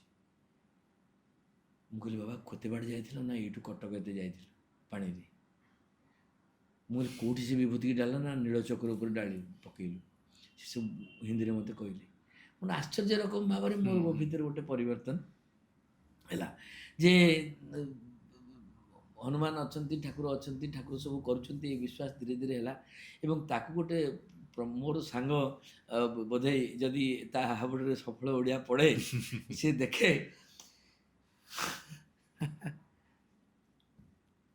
निरंजन प्रधान आप रवि प्रधान ता नाम शुणुवे ये कैपिटल कोऑपरेटिव सोसाइटी करता विजु पट्टनायक समय गोटे विजु जनता दल गोटे भल आगधाट नेता सी मोटरसाइकेल तार मो धौली जाऊ धौली पहाड़ को आम जा कार्यक्रम पर अच्छा धौली जो आम बाहर 8:30 9टा खंडे टाइम हो गला सी कहला अरे बाबुली ता ना बाबुली मन देखना बाबुली मन कहला गाड़ी तेल नहीं 9:30 राति है तेल ना हनुमान चालीसा पढ़ले हनुमान गाड़ी ने तेल ना कौन मुझे नुआ नुआ आरंभ कर हाँ ବେକାର କଥା, ତେଲ ଟିକେ ନାହିଁ କେଉଁଠୁ ଆଣିବା ବ୍ୟବସ୍ଥା କରୁନୁ। ହନୁମାନ ମୁଁ କହିଲି ତୁ ଗାଡ଼ି ମୁଁ ଚଲେଇବି ନା ଗାଡ଼ି ତୁ ଚଲେଇବୁ? କହିଲା ତୁ ଚଲା ପାଣି। ମୁଁ କହିଲି ବସ୍ ତୁ ବସ୍, ଆଉ ହନୁମାନ ଚାଳିଶା ବନ୍ଦ କରିବୁନି। ଆପଣ ରବି ଭାଇ ବିଶ୍ୱାସ କରିବେ ନାହିଁ, ଧଉଳି ପାହାଡ଼ରୁ ସେଟା ତ ଗଡ଼ି ଆସିଲୁ, ସେଟା ତ ଗଡ଼ି ପଳେଇ ଆଇଲେ। ଗଡ଼ି ପଳେଇ ଆସିଲୁ। ସେମିତି ଆସିଛୁ ରବି ଟବିଜ ପାଖରେ ଏଇଠି। ମୁଁ କହିଲି ଆରେ ପ୍ରଧାନ, ତା ନା ନିରଞ୍ଜନ ପ୍ରଧାନ। ମୁଁ କହିଲି ଆରେ ଗାଡ଼ିଟା ତ ଚାଲି ଆଇଲା, ଧଡ଼କିନି ରହିଗଲା, ଝଉଡ଼ା ବାହାରିଲା। ମାନେ ଆମେ ପହଞ୍ଚିଗଲା ପରେ କହିଦେଲେ ଯେତେବେଳେ ଭାବିଲୁ ସତରେ ପଳେଇଲା, ଗାଡ଼ି ଅଟକିଗଲା, ଧୂଆଁ ବାହାରିକି ସେ ଗାଡ଼ି ଯାହା ଯାହା ଅବସ୍ଥା ହେଲାଣି, ଆଉ ନାହିଁ ନଥିବା କଥା। ସେଠୁ ଗୋଟେ ଆଉ ଗୋଟେ ବରଗଡ଼ର ପିଲାଟେ ଦେଖା ହେଲା, ସେ ତା ଗାଡ଼ି ରଖିକି ତେଲ ଦେଲା, ଆମେ ତେଲ ନେଇକି ଗଲୁ। ମୋର ଫାଷ୍ଟ ଏକ୍ସପିରିଏନ୍ସ। ସେଇଠୁ ଆଉ ବୁଲିକି ଅନେଇ ନାହାନ୍ତି ନା ପଛକୁ? ଆଉ ଥରେ ଏମିତି ଗୋଟେ ହେଲା, ତା ସେତେବେଳକୁ ମୁଁ ରାମ ମନ୍ଦିରର ନବରାତ୍ରରେ ଯେଉଁ ରାମଚରିତ ମାନସ ପାଠ ହୁଏ, ମୋତେ ସେମାନେ ବ୍ୟାସ ବୋଲି ଡାକନ୍ତି। ମୁଁ ଅଯୋଧ୍ୟାରୁ ଧାରକମାନେ ଆସନ୍ତି, ମୁଁ ବ୍ୟାସ ହେଇକି ଯାଏ ପାଠ କରେ। ମୋର ଗୋଟେ ବ୍ୟାସ ଭାବରେ ଗୋଟେ ଟିକେ ଖ୍ୟାତି ଅର୍ଜନ ହେଲା, ବିଭିନ୍ନ ମଞ୍ଚକୁ ଗଲି। ମୋତେ ଗୋଟେ ଟାଙ୍ଗୀ ଚୌଦ୍ୱାରରେ ଗୌରୀ ମୋହନ ଷଡ଼ଙ୍ଗୀ, ସେତେବେଳେ ବିଜୁ ପଟ୍ଟନାୟକଙ୍କର ଥାଆନ୍ତି ପ୍ରାଇଭେଟ୍ ସେକ୍ରେଟାରୀ ଥାଆନ୍ତି। ସେ ଗୋଟେ 9 ଦିନିଆ 11 ଦିନିଆ ଯଜ୍ଞ, 9 ଦିନ ଯଜ୍ଞ କରିଛନ୍ତି। ସେ 9 ଦିନ ରାମଚରିତ ମାନସରେ ବ୍ୟାସ ଭାବରେ ମୋତେ ବରଣ କରିକି ନେଇକି ଯାଇଛନ୍ତି। ମୋ ଟିମ୍ ପୁରା ଯାଇଛି। ଆମେ ସେଗୁଡ଼ା ମୁଁ ଆଉ ଖୋଲିକିରି କେଉଁଠି ରହିଲୁ ଖାଇଲୁ ସେଗୁଡ଼ାକ ସବୁ କହୁନି। ମୁଁ ସେଠୁ 7th ଡେ ଯେତେବେଳେ ସୁନ୍ଦରକାଣ୍ଡ ପାଠ ପଢ଼ିଛି, ମୁଁ ବସି ପାଠ କରୁଛି, ମୁଁ ଦେଖିଲି ମୋ ସାମ୍ନାରେ ଜଣେ ଲୋକ ଆସିଲେ, ଗୋଟିଏ ଆସନରେ ଠିଆ ହେଲେ। ମୁଁ ଦେଖୁଛି, ମୁଁ ପାଠ କରୁଛି, ସେ ଆସିଲେ ଠିଆ ହେଲେ, ଘଣ୍ଟେ ଖଣ୍ଡେ ଠିଆ ହେଲେ, ପାଠ ଗୋଟେ ପାରାୟଣ ବିଶ୍ରାମ ହେଲା, ପଳେଇଲେ। ଦ୍ୱିତୀୟ ଦିନ ସିଏ ଆସିଲେ, ମୁଣ୍ଡଟା ତଳକୁ କରି ଗୋଟା ଉପରକୁ କରି ଛିଡ଼ା ହେଲେ। ସିଏ ପାଖାପାଖି 15-20 ମିନିଟ୍ ଖଣ୍ଡେ ଠିଆ ହେଲେ। ଦ୍ୱିତୀୟ ଦିନ ସେ କର୍ମକର୍ତ୍ତା ମାନେ ମୋ ଯେଉଁ ଘରେ ମୋତେ ରଖେଇଛନ୍ତି, ଯାଇ ପହଞ୍ଚିଗଲେ, ଆଜ୍ଞା ସେ ଯେଉଁ ବାବାଜୀ ସେଦିନ ଏକ ଗୋଡ଼େ ଠିଆ ହେଇଥିଲେ, ଏକପଦ ବାବା, ଆଉ ସେ ଯେଉଁ ମୁଣ୍ଡ ତଳକୁ କରି ଠିଆ ହେଇଥିଲେ, ବାବାଜୀ କୁଆଡ଼େ ଗଲେ? ମୁଁ ନାହାନ୍ତି କି? ଆଉ ମୁଁ ତାଙ୍କୁ କହିଲିନି ଯେ ସେ ବାବାଜୀ ମୋ ସାଙ୍ଗରେ ଆସିନାହାନ୍ତି ବୋଲିକି। ସେମାନଙ୍କ ଧାରଣା ଯେ ଏ ବାବାଜୀ ଆଙ୍କ ସାଙ୍ଗରେ ଆସିଛନ୍ତି। ଆଜ୍ଞା ସେ କେଉଁଦିନ ଆଇଲେ କି? ଆଉ ସେ ତ ଆପଣଙ୍କ ପଛେ ପଛେ ଯାଆନ୍ତି, ଆପଣ ପଛେ ପଛେ ଆସନ୍ତି, ଆଉ ସେ ଦେଖୁଛନ୍ତି। ମୁଁ କିନ୍ତୁ ତାଙ୍କୁ ଦେଖିନି କି ଜାଣି ନାହିଁ। ଶେଷ ଦିନ ଯେତେବେଳେ ପାରାୟଣ ସରିବ, ଆପଣ ରବି ଭାଇ, ଲୋକ ପ୍ରାୟ 12-13 ହଜାର ଖଣ୍ଡେ ଲୋକ ହେଇଛନ୍ତି। ଆଉ ଯଜ୍ଞ ସମାପନ ହେବ। ମୁଁ ଶେଷ ଯେଉଁ ପାଇନ କେହି ଗତି ପତିତ ପାବନ ରାମ ଭଜି ଶୁଣୁ ସୁଚମନା ହାରମୋନିୟମଟା ଧରିକି ଗାଉଛି, ଲାଷ୍ଟ ପାରାୟଣ ଗାଉଛି। ଆଉ ସମସ୍ତେ କରୁଛନ୍ତି, ମାଆ ମାନେ ବସୁଛନ୍ତି, ହୁଳହୁଳି ପକାଉଛନ୍ତି। ଯେଉଁ ଆପଣଙ୍କର ସେ ଯେଉଁ ଟାଙ୍ଗୀର ଯେଉଁ କଲେଜ ଡ୍ରିମ୍ସର ଯେଉଁ ମାଲିକ ରଥ, ସିଏ ହେଉଛନ୍ତି କର୍ତ୍ତା। ସିଏ ତାଙ୍କ ପତ୍ନୀ, ମାଆ ଚାଲିଗଲେଣି, ଏ ବର୍ଷ ଚାଲିଗଲେ। ତାଙ୍କ ସାନ ଭାଇ ମୋ କ୍ଲାସମେଟ୍, ଆଉ ସିଏ ସମସ୍ତେ ସବୁ ଅଛନ୍ତି। ବିରାଟ କାର୍ଯ୍ୟକ୍ରମ ହେଉଛି। ମୁଁ ଦେଖିଲି ଯେ ପାଠ ସରିବାକୁ ଆଉ 10-15 ମିନିଟ୍ ଅଛି, ସେ ମୋ ଆଗରେ ଛିଡ଼ା ହେଇଛି। ଆଚ୍ଛା, ସେଇ ମୁଁ ମୋ ସାଙ୍ଗରେ ଝାଜି ବୋଲି, शेष नारायण झा ବୋଲି ଗୋଟେ बिहारी लोक थाए। ମୁଁ ଝାଜି थोड़ा हारमोनियम पकड़ो, मैं 1 मिनट में पेशाब करके आता हूँ। ମୁଁ ପରିସ୍ରା କରିକି ଆସୁଛି କହିକିରି ମୋର ଉଦ୍ଦେଶ୍ୟ ହେଉଛି ଯେ ମୁଁ ତାଙ୍କୁ ଯାଇକି ଧରି ପକେଇବି। କାରଣ ଦୁଇ ଦିନ ମୁଁ ପଢ଼ୁଛି ଯେ ଯତ୍ର ଯତ୍ର ରଘୁନାଥ କୀର୍ତ୍ତନମ୍, ଯେଉଁଠି ରଘୁନାଥ ରାମଙ୍କର ହୁଏ, ହନୁମାନଜୀ ଆସନ୍ତି, 2 ଦିନ ହେଲା ସିଏ ଆସୁଛନ୍ତି ଯାଉଛନ୍ତି। ମୋର ଗୋଟେ ଅନୁଭବ ଆସିଲା, ମହାବୀର ଆସିଥିଲେ କି ଆଉ, ଏମିତି ଗୋଟେ ଭାବନା ହେଲା। ଏବଂ ତାଙ୍କୁ କେହି ଚିହ୍ନି ନାହାନ୍ତି, ସମସ୍ତେ କହୁଛନ୍ତି ତୁମ ଲୋକ ବୋଲିକିରି। ମୁଁ ସେଠୁ ସେ ଗହଳି ହାରମୋନିୟମ ଛାଡ଼ିକିରି ତାଙ୍କ ପର୍ଯ୍ୟନ୍ତ ଗଲାବେଳକୁ ମୁଁ ଆଉ ତାଙ୍କୁ ପାଇଲି ନାହିଁ। ପୁଣି ଫେରି ଆସିଲି, ଏମାନେ ଦକ୍ଷିଣ ପଥ ଦେଲେ, ଆମେ ବିଦା ହେଲୁ। ମୁଁ ଭୁବନେଶ୍ୱର ଆସିଲି। ଯେଉଁଠିକି ମୁଁ ସେତେବେଳେ ପାରାୟଣ କରିବାକୁ ଯାଏ, ରାତିରେ ଫେରେ, ତା ପରଦିନ ସକାଳୁ ଜଗନ୍ନାଥ ଦର୍ଶନରେ ଯାଏ। ଆଚ୍ଛା, ସେଥିରେ କେବେ ବି ନାହିଁ। ନା, ଆଜି ପର୍ଯ୍ୟନ୍ତ ବିଧି ତ୍ରୁଟି ହେଇ ନାହିଁ। ଯାଏ, ତାପରେ ନିୟମ ବଦଳିଲା, ପ୍ରତ୍ୟେକ ପୂର୍ଣ୍ଣିମାରେ ଗଲି। ତେଣୁକରି ସକାଳୁ ମୁଁ ପୁରୀ ଯିବି, ନିଶ୍ଚିତ ଭାବରେ ଯିବି ପୁରୀ। ସେଠି ଯାହା ପଇସା ମିଳିଥିଲା, ସେଥିରୁ ମୁଁ 1500 ଟଙ୍କା ଧରିଛି ଯେ ପୁରୀରେ ଖର୍ଚ୍ଚ ବାର୍ଚ୍ଚ ହେବ, ଟିକେ ହେବ। ମୋର ମୁଁ ସେତେବେଳେ ଧାରଣା କରେ ଯେ 10% ହୁଣ୍ଡିରେ ପକେଇବି ଏମିତି ଗୋଟେ ଧାରଣା ମନ କରିକି ଭିତରେ ଥାଏ ଗୋଟେ ଥାଏ ମନ ଭିତରେ ସେ ଜଗନ୍ନାଥଙ୍କୁ ଦେବି, ମଠକୁ ଯିବି, ଚାଉଳ ଫାଳ ନେବି, କରିବି, ଖର୍ଚ୍ଚ ବାର୍ଚ୍ଚ କରିବି। ନୃସିଂହ ପଣ୍ଡା ବୋଲି ମୋର ଗୋଟେ ସେ ବି ସ୍ୱର୍ଗ ଚାଲିଗଲାଣି, ସେ ନାହିଁ। ସେ ଗୋଟେ ମଞ୍ଚରେ ଗୀତ ଗାଉଛି, ପ୍ରାଣ ଚାଲିଗଲା। ଓହୋ ସେ ଗୀତ ଗାଉଥିଲା, ଆରେ ପିତ୍ତବାସ ନିଶ୍ୱାସକୁ ନାହିଁରେ ବିଶ୍ୱାସ, ଚାଲିଗଲା। ବହୁତ ବଢ଼ିଆ ଗୀତ ଗାଏ। 6.5 ଫୁଟ 7 ଫୁଟ ତାର ହାଇଟ୍। ମୁଁ ମୋଟରସାଇକେଲ ଚଲେଇବି, ସେ ପଛରେ ବସିବ। ଆମେ ଘରୁ ବାହାରୁଛୁ, 3 ଜଣ କାର୍ପେଟ ବିକିଲା ବାଲା ଆସିଲେ। ଗେଟ୍ରୁ ବାହାରୁଛୁ, ମୁଁ ପୁରୀ ବାହାରିଛି, ତରତର ହେଇକି ଯାଉଛି। ନୃସିଂହ ପଣ୍ଡା ପଳେଇଲେଣି, ମୁଁ ଗାଡ଼ି ଷ୍ଟାର୍ଟ କରିବି।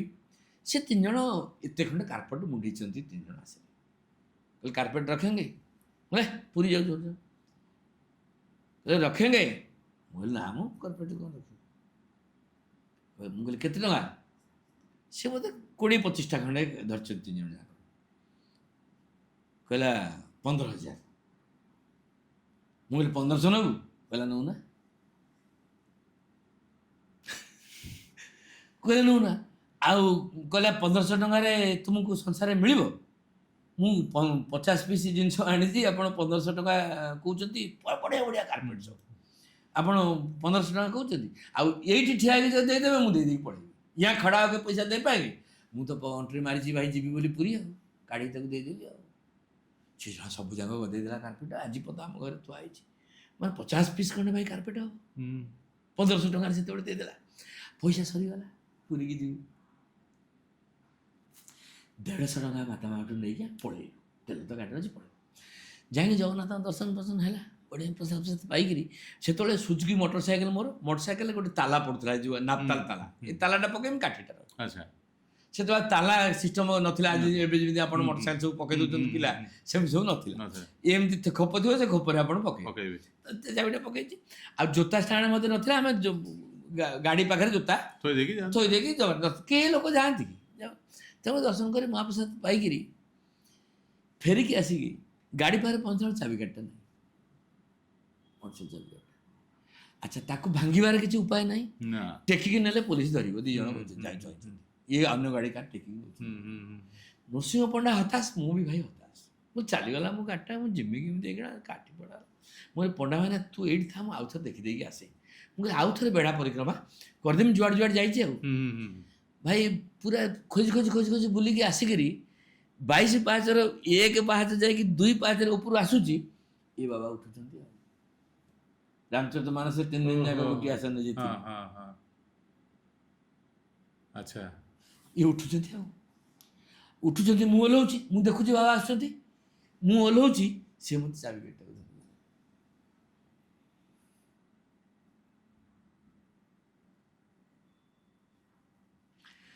ମୁଁ पचारी बाबा आप यहाँ बाबा आपण को एठी ना हम यहाँ रहते हैं। बोला आप सेठी जाइए ना वहाँ गया था आपका प्रोग्राम के लिए। बोले बाबा चाबी काटी कहला खाइबा पाखरे छाड़ी दी चले लो कह खाइबा पाखरे छाड़ी देथिल।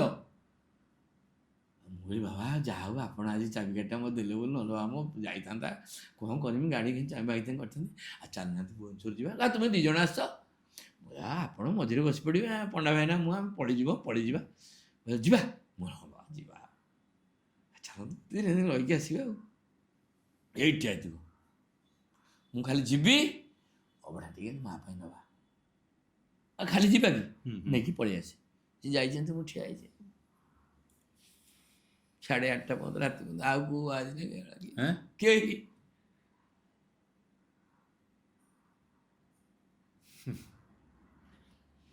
ये तो अनुमान कर आप अनुमान कर सेतिकी इनवॉल्वमेंट ना सर केमती आसो आपणकर आत्मीयता सेतिकी नथिले आसोनी जेहेतु आपनको आपण हनुमानकर पूरा भक्त अच्छा से देखा जाए जे आपण आपणको पिलांकर नाम मध्य सेमती रखछन्ती। हाँ जनक नाम बजरंगी जन राजाराम से ये सब ये हनुमान पूजा आरंभ करा से बजरंगी पूरा ये यज्ञ जो चली जो आप यज्ञ कथा कहली से यज्ञ समय से माने यज्ञ सरी जाइए सी जन्म तार 4-5 दिन पर बजरंगी जन्म हो शुक्रवार राति शनिवार भोर भोर 4टा समय जन्म हो जिते जन्म हो मत अयोध्या फोन आसी ये बाजी फोन कर ସେ ଲମ୍ବୁ ବାବା ଫୋନ୍ କଲା ତ ବାବା ଗଏ ମୁଁ ନା ତ ବାବା କେହି ଆସିନାହାନ୍ତି ନା ଗୋଟେ ଗୋଟେ ଗୋଟେ ଓଡ଼ିଆ ମିସ୍ତ୍ରୀଟେ ମୋ ପାଖରେ ଥାଏ ସେ ଗୋଟେ ରାଜମିସ୍ତ୍ରୀ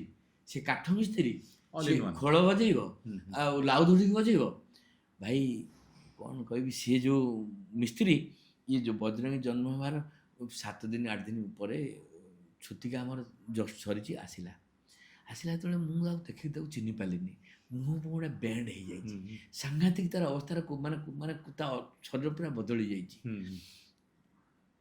ସିଏ କହିଲି ବାବା କ'ଣ ମାନେ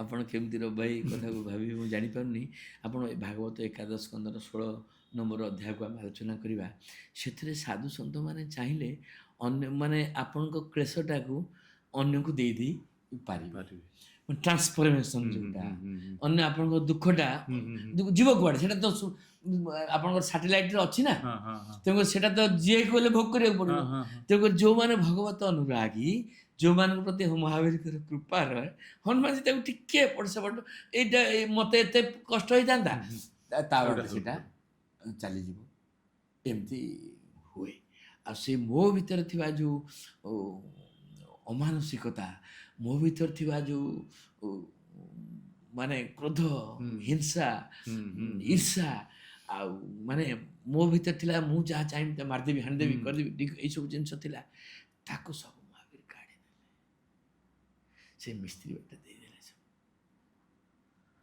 ତାପରେ ବଜରଙ୍ଗୀ ରାଜାରାମ ତା ଆଗରୁ ଜନ୍ମ ହେଇଥିଲା ତାପରେ ସାନ ପୁଅ ସେ ରାଜାରାମ ନାଁଟା ମଧ୍ୟ ମୁଁ ପଛରେ ସେତେ ଆଗେ ଦେଇନଥିଲି କାହିଁକି ନା ମୋ ଭିଣେଇ ଭଉଣୀ ତାକୁ ପୁଅ ତାଙ୍କର ପିଲାପିଲି ନଥିଲେ ସେମାନେ ନେଇଗଲେ ତାଙ୍କ ନାଁ ଅନୁସାରେ ସେ ନାଁ ଦେଇଦେଲେ ଭିଣେଇ ନାଁ ହେଉଛି ରବି ମିଶ୍ର ଆଉ ଭଉଣୀ ନାଁ ହେଉଛି ନିର୍ଝରଣୀ ଆ ନାଁ ହେଉଛି ନି ତା ନାଁ ର ଯେ ତାକୁ ନୀତିଶ ରାଜ ସେତେବେଳେ ମହାଭାରତ ସିରିଏଲରେ କୃଷ୍ଣ ନୀତିଶ ଭରଦ୍ୱାଜ ନୀତିଶ ରାଜ ବୋଲି ତା ନାଁଟାକୁ ଦେଇଦେଲେ କିନ୍ତୁ ବଜରଙ୍ଗୀ ଆସିଲା ପରେ ସେ ନାଁ ସେ ନେଲା ପରେ ମାନେ ସେ ପୁଅ ଦେହ ଜମା ଠିକ ହେଲା ନାହିଁ ବଡ଼ର ହଁ ସେଇ ନାଁରେ ଜମା ରହିପାରିଲାନି ମୋ ନା ମାନେ ତା ଦେହ ସବୁ ଖରାପ ହେଲା ଭାଇନାର ଦେହ ଖରାପ ହେଲା ସେ ନାନୀର ଦେହ ଖରାପ ହେଲା ସେ ନାନୀ ଭାଇନା ଆଣିକି ତାକୁ ଫେରେଇ ଦେଲେ ଆମେ ଆକୁ ରଖିପାରିବୁନି ମୁଁ କହିଲି ତୁମ ନାଁ ବି ତୁମେ ନେଇଯା ଇଏ ହନୁମାନ ଆସିଛନ୍ତି ଇଏ ମୋର ରାଜାରାମ ମାନେ ଆପଣ କେତେ ଭଲ ପାଇବା ଦେଇଛନ୍ତି ପ୍ରଭୁଙ୍କୁ ଯାହାକି ଆପଣଙ୍କ ନିଜ ସନ୍ତାନର ନାଁ ମଧ୍ୟ ଆପଣ ବଜରଙ୍ଗୀ ଆଉ ରାଜାରାମ ରଖିଛନ୍ତି ସେତେବେଳେ ମୋର ପ୍ରେସ୍ ଥାଏ ମୁଁ ହନୁମାନ ଚାଳିଶା ଆରମ୍ଭ କରିନି ସେତେ ପର୍ଯ୍ୟନ୍ତ ବି ଆରମ୍ଭ ଖାଲି ଯାଉଥାଏ ତାଙ୍କ ବଜେଇବା ପାଇଁ ସେ ତାର ବୋଲନ୍ତୁ ମୁଁ ମୋର ଆସେ ମୁଁ ଗୋଟେ ଏମିତି ମହାବୀରଙ୍କ ଯେଉଁ ଫଟୋ ଆପଣ ଦେଖୁଛନ୍ତି ଗୋଟେ ବଡ଼ ଫଟୋଟେ ଆଣିକି ରଖିଥାଏ ଆଉ ବହିଟେ ରଖିଦିଏ ହନୁମାନ ଚାଳିଶାଟା ଦେଖି ଟିକେ ପଢ଼ିଦିଏ ମୋର ପ୍ରିଣ୍ଟିଂ ପ୍ରେସ୍ ଥାଏ ପ୍ରତ୍ୟେକ ଶନିବାର ଦିନ ମୁଁ ୱିକଲି ପେମେଣ୍ଟ କରେ କାରଣ ମାସକୁ ଥରେ 10-12 ଜଣ ଲୋକ ହେଲେଣି ସମସ୍ତଙ୍କୁ ପଇସା ଦେହ ନ ହେବ ଆର ଇନଭିଟେସନ୍ କାର୍ଡ଼ ଛାପିବା ବହିଟି ଛାପିବା କରିବା ଭାରି ଷ୍ଟ୍ରଗଲ୍ ଲାଇଫ୍ ଆକ୍ଚୁଆଲି ସେଲାବେଳେ ବୁଲୁ ବୋଲି ଗୋଟେ ପ୍ରେମାନନ୍ଦ ବୋଲି ଗୋଟେ ମୋ ପାଖରେ ଥାଏ କମ୍ପୋଜିଟର ସିଏ ମୋ ମୋଟର ସାଇକେଲ ପାଖରେ ଗେଟ୍ରେ ବାହାରେ ଅପେକ୍ଷା କରିଛି ମୁଁ ସେଠୁ 4ଟା ବେଳେ ପହରଟା ଖୋଲୁ 4ଟା ବେଳେ ଏବେ ବି ପହର ଖୋଲୁଛି 4ଟା ବେଳେ ପହରଟା ଖୋଲି ଦେଇକି ମୁଣ୍ଡିଆ ମାରିକି ହନୁମାନଜୀଙ୍କୁ ଦର୍ଶନ କରିକି ପଳେଇ ଆସିଛି ସିଏ ମୋଟର ସାଇକେଲ ଉପରେ ଠିଆ ହେଇଛି ବାବା ରଘୁନାଥ ପଇସା ୱିକଲି ପେମେଣ୍ଟ ଡେଟ୍ ବି ଅଛି ମୁଁ ମନା କରିପାରୁନି କେତେ ପଇସା ତୁ ନେବୁ 5 ଟଙ୍କା ନାହିଁ 5 ରୁପିସ୍ ବି ମୋ ପାଖରେ ନାହିଁ ଆଚ୍ଛା ମୁଁ ତାକୁ ମନା କରିପାରୁନି ଯେ ମୋ ପାଖରେ ନାହିଁ କହିପାରୁନି ମୁଁ ଗୋଟେ ପ୍ରେସ୍ର ଓନର ସେମାନେ ଷ୍ଟାଫ୍ ୱିକଲି ପେମେଣ୍ଟ ଶନିବାର ସେମାନେ ଘରକୁ ଯିବେ ରବିବାର ଛୁଟି ସୋମବାର ପୁଣି ଆସିବେ 500-300 ଟଙ୍କା ନେଲେ ସେ ଘରକୁ ଯିବେ ମୁଁ କେମିତି ତାକୁ ମନା କରିବି ବୋଲେ ଘରକୁ ନଗଲେ ହେବନି ଅପେକ୍ଷା କର ପଇସା ଆସୁ ଦେବା କହି ମୋଟର ସାଇକେଲ ଉପରେ ବସିଛି ସେ ବୁଲୁ ବୋଲି ଆଉ ଗୋଟେ ମେସିନ୍ ମ୍ୟାନ୍ ହେଲ୍ପର ଥାଏ ସିଏ ଆସି କାନ୍ଦ କୁଣ୍ଡେ ଗଲାଣି ମୋତେ ଏଇ 500-700 ଟଙ୍କା ହେଇଛି ମୁଁ ସେଠୁ ପଳେଇ ଆସିଲି ମୁଁ କହିଲି ସବୁ ହନୁମାନ ଚାଳିଶା ତ ଜୋଇ ପଡ଼େ ହନୁମାନ ଚାଳିଶା ହୋଇ ସିଦ୍ଧି ସାକ୍ଷୀ ଗରିଷା ସେଇ ରୁମ୍କୁ ପଳେଇ ଆସିଲି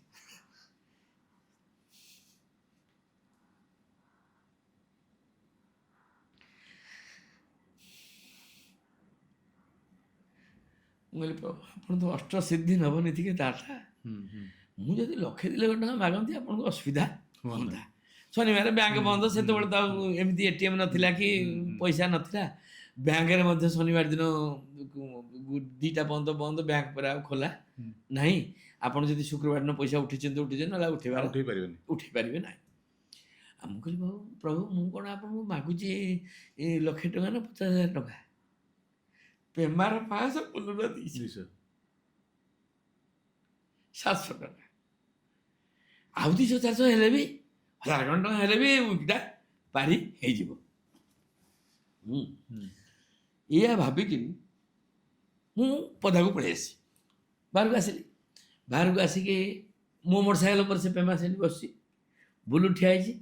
ଗେଟ୍ ଖୋଲିକି ଗୋଟେ ଲୋକ ପଶିଲା, ତା ନାଁ ହେଉଛି ନବ କୁଶ। ସେ 2 ଭାଇ, ଜଣେ ମେସିନ୍ ମ୍ୟାନ୍, ଜଣେ କମ୍ପୋଜିଟର। ଜଣେ ମୋ ପାଖରେ ପାର୍ଟ ଟାଇମ୍ କାମ କରେ, କୁଶ ନବ ମୋ ପାଖରେ କାମ କରେ। କୁଶ ଗଭର୍ଣ୍ଣମେଣ୍ଟ ପ୍ରେସରେ କାମ କରେ। ସେତେବେଳେ ଦୁର୍ଗା ପୂଜା ବେଳ, ତାକୁ ବୋନସ୍ ଟଙ୍କାଟା ମିଳିଛି। ତାକୁ ସିଏ ବୋନସ୍ 4,000 ନା 6,000 ଟଙ୍କା ପାଇଛି। ସିଏ ପାଇଛି, ସିଏ ଗାଁକୁ ଯିବ, ତା ଭାଇ ମୋ ପାଖରେ କାମ କରୁଛି। ସିଏ ଯଦି ଗାଁକୁ ପଇସାଟା ନେଇକି ଯାଉଛି ତାହେଲେ ଗାଁରେ ଖର୍ଚ୍ଚ ହେଇଯିବ। ସିଏ ଭାବିଛି ପଇସାଟା ମୁଁ କାହା ପାଖରେ ରଖିକିରି ଯିବି। ସିଏ ଡିସିସନ୍ ନେଇଛି ବାବା ମା ପାଖରେ ରଖିକି ଚାଲିଗଲେ ଆଉ ଅସୁବିଧା କିଛି ହବ ନାହିଁ। ସିଏ ସେଇ ମତଲବରେ ଗେଟ୍ଟା ଖୋଲିକି ଭିତରେ ପଶୁଛି, ଟଙ୍କାଟା ଧରିଛି। ସେ ଆସି ମୋତେ ନମସ୍କାର କଲା। ମୁଁ କହିଲି କ'ଣ କୁଶ ଭାଇ, କ'ଣ ଖବର? ନା ଆଜ୍ଞା ଟିକେ ଗାଁକୁ ଯିବି ଆଉ। ମୁଁ ଯାଉନି। ମୁଁ କହିଲି ମୋତେ ପୁଣି ପଇସା ମାଗିବି କ'ଣ? ଷ୍ଟାଫ୍ ନା, ସେ ତା ଭାଇ ଗୋଟେ କାଳେ ସେ ସାଙ୍ଗ ହେଇଯିବ, କହିବ କରିବ। ମୁଁ ଯା, ପଇସା ମାଗିବୁନି। କହିଲା ନା ମୁଁ ମାଗିବ କ'ଣ ଆସି, ମୁଁ ଦେବାକୁ ଆସିଛି ନା। ମୁଁ କହିଲି କ'ଣ ହେଲା? ଆଜ୍ଞା ମୁଁ ଟିକେ ଗାଁକୁ ଯାଉଛି, ଆଉ ସେ ଘରଟା ମୋତେ ଯେଉଁଠି ଘର ଥିଲି ଭଡ଼ା, ସେଟା ଛାଡ଼ିବାକୁ ପଡ଼ିବ। ଆପଣ ସେ ଆଜବେଷ୍ଟ ଘର 2 ଘର ବଖରାଟା ମୋତେ ଦିଅନ୍ତନି। 2 ଭାଇ ଆମେ ଆସି ରୋଷେଇ କରି ଖାଆନ୍ତୁ। ମୁଁ କହିଲି କିଏ ମନା କଲା? 4,000 ଟଙ୍କା ରଖିଥାନ୍ତୁ ଆପଣ, ଆଉ ମୁଁ ଆସିଲେ କ'ଣ କହିବା। ମାନେ ସୁଇଚ୍ ଟିପିଲେ ବଲ୍। ମୁଁ ହନୁମାନ ଯୀ କହିକି ଆସିକି ଗେଟ୍କୁ, ମୁଁ ଆସିକି ମୋଟରସାଇକେଲ ଯେତିକି ବାଟ ମୁଁ ଚାଲିକି ଆସିଛି ସେତିକି ବାଟ ଗେଟ୍ରୁ ସିଏ ଚାଲିକି ଆସିସାରିଲେଣି ମୋତେ ଦେବା ପାଇଁ।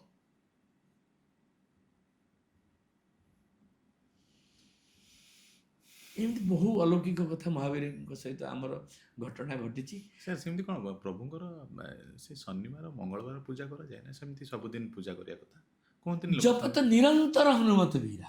ନିରନ୍ତର ଶବ୍ଦର ଅର୍ଥ କ'ଣ? ସବୁବେଳେ, ସବୁ ମୁହୂର୍ତ୍ତରେ, ଗୋଟେ ଅନ୍ତର ପରେ ଆଉ ଗୋଟେ ଅନ୍ତର, ଗୋଟେ ବାଜିଲା 2ଟା ବାଜିଲା, ଯୋଉ ଅନ୍ତର ଗ୍ୟାପ୍, ତାକୁ ବି ଛାଡ଼ ନା। ଜପ ତ ନିରନ୍ତର ହନୁମତ ବୀରା। ତେଣୁକରି ଆପଣ ମଙ୍ଗଳବାର କ'ଣ, ଶନିବାର କ'ଣ? ଆମେ ସୁବିଧାବାଦୀ, ଆମ ସୁବିଧା ପାଇଁ, ଆମେ କାମ କରିବା ପାଇଁ ଆମେ ଗୋଟେ ବାର ତାଙ୍କ ଆମ ସୁବିଧା ପାଇଁ କରିଛନ୍ତି। ଫିର୍ ବି ହନୁମାନଜୀ ଖୁସି ସେଥିରେ, ଯାହା ମଙ୍ଗଳବାର ଯୋଉ ମୁହୂର୍ତ୍ତରେ, ଯୋଉ ଅବସ୍ଥାରେ, ଯୋଉ ଦିନରେ, ଯୋଉ ତିଥିରେ, ଯେତେବେଳେ ମଧ୍ୟ ଆପଣ ମହାବୀର ଡାକିପାରନ୍ତି। କାହିଁକି? ସେ ଚିରଞ୍ଜୀବୀ। ଅନ୍ୟ ଠାକୁରଙ୍କୁ ଡାକିଲେ, ଯେତେ ଠାକୁରଙ୍କୁ ଆପଣ ପୂଜା କରିବେ, ଧର ଆପଣ କୃଷ୍ଣଙ୍କୁ ପୂଜା କରୁଛନ୍ତି, ତାଙ୍କ ମନ୍ତ୍ର ହେଉଛି କ୍ଲିଂ କୃଷ୍ଣ ଗୋବିନ୍ଦା ଗୋବିନ୍ଦ। ଆପଣ ଶିବଙ୍କୁ ପୂଜା ଓಂ ନମଃ ଶିବାୟ କରିବେ। ଗୋଟିଏ ମହାବୀର ହନୁମାନ ଯାହାଙ୍କୁ ତାଙ୍କର ପ୍ରତ୍ୟକ୍ଷ ଭାବରେ ଭୋଜନ ମନ୍ତ୍ର ନାହିଁ, ସମସ୍ତଙ୍କର ଭୋଜନ ମନ୍ତ୍ର ଅଛି। ତାଙ୍କର ଭୋଜନ ମନ୍ତ୍ର କ'ଣ? ସେଇ ରାମଙ୍କୁ ଆପଣ ଅର୍ପଣ କଲେ ସେ ପାଇବେ। ତାଙ୍କୁ ଡାଇରେକ୍ଟ କିଛି ପୂଜା କରିବାକୁ ନାହିଁ। ରାମ ତୁ ବାହାରେ, ତୁ ରଖ ବାହାରେ ହୋ ତ ନା ଆଜ୍ଞା ବିନୁ ପଇସା। ତେଣୁକରି ତାଙ୍କର ଆପଣ କୌଣସି ହନୁମାନ ଗାୟତ୍ରୀ ସବୁ ଅଛି, କିନ୍ତୁ ତାଙ୍କ ଭୋଗ ଲଗାଇବା ମନ୍ତ୍ରଟା ହେଉଛି ରଘୁନାଥଙ୍କ ଗାୟତ୍ରୀ। ନାଇଁ, ଏମିତି ବି ସାର୍ କୁହାଯାଏ କି ଆପଣ ହନୁମାନଙ୍କ ମନ୍ଦିର ଯାଇକି ହନୁମାନଙ୍କୁ ଡାକିଲେ ଯେତିକି ଆପଣଙ୍କୁ ଫଳ ନ ମିଳିଥାଏ, ଯଦି ଆପଣ ସେଇଠି ଠିଆ ହେଇକି ରାମ ରାମ ଜୟ ଶ୍ରୀରାମ କହିଲେ ସାଙ୍ଗେ ସାଙ୍ଗେ ଶୁଣନ୍ତି। ଆପଣ କହିଲି ସେ କଥାଟା, ଆପଣ କହିଲି ପବନ ତନୟ ସଙ୍କଟହରଣ ମଙ୍ଗଳମୂର୍ତ୍ତି ରୂପ ରାମ ଲକ୍ଷ୍ମଣ ସୀତା ସହିତ ହୃଦୟ ବସଉସୁର ଭୂପ। ସେ 3ଟା ଜଣ ତା ଭିତରେ ଅଛନ୍ତି, ତାଙ୍କୁ ଡାକିବା କ'ଣ ଦରକାର ଅଛି କି? ସିଏ ବା ଭିତରୁ ଥାଇ ତୁମକୁ ଡାକୁଛନ୍ତି। ସିଏ ଭିତରୁ ଥାଇକି ତୁମକୁ ଡାକିବେ, ତା ରାମ ଭକ୍ତ ଯୋଉମାନେ ସବୁ, ସେ ଭିତରେ ଯିଏ ଅଛନ୍ତି ଅନ୍ତର୍ଯାମୀ ନା, ରଘୁନାଥ ନିଜେ ଭିତରେ ରହିଲେ। ତେଣୁକରି ତେଣୁକରି ତାଙ୍କ ହନୁମାନ ଆପଣଙ୍କୁ ଦେଖୁଛନ୍ତି ଚାହିଁଲେ, କିନ୍ତୁ ରଘୁନାଥ ତ ଏ ଭିତରେ ଅଛନ୍ତି ନା, ସେ ମଧ୍ୟ ଆପଣଙ୍କୁ ଦେଖୁଛନ୍ତି। ନିଶ୍ଚିତ। ତେଣୁକରି ହନୁମାନଙ୍କୁ ପୂଜା କଲା ମାନେ ଆପଣ ତିନି ରଘୁନାଥଙ୍କ କୃପା ପାଇବେ, ଲକ୍ଷ୍ମଣ ମହାରାଜଙ୍କ କୃପା ପାଇବେ, ସୀତା ଠାକୁରାଣୀଙ୍କ କୃପା ପାଇବେ, ଶଙ୍କର ଭଗବାନଙ୍କ କୃପା ପାଇବେ, ମା ପାର୍ବତୀଙ୍କ କୃପା ପାଇବେ। ପାୱାରଫୁଲ ସବୁଠୁ କଳିଯୁଗରେ। ସେ ତାଙ୍କର ପ୍ରିୟ ଭୋଗ କ'ଣ ଯୋଉଟା ଭଲ ପାଆନ୍ତି ହନୁମାନ?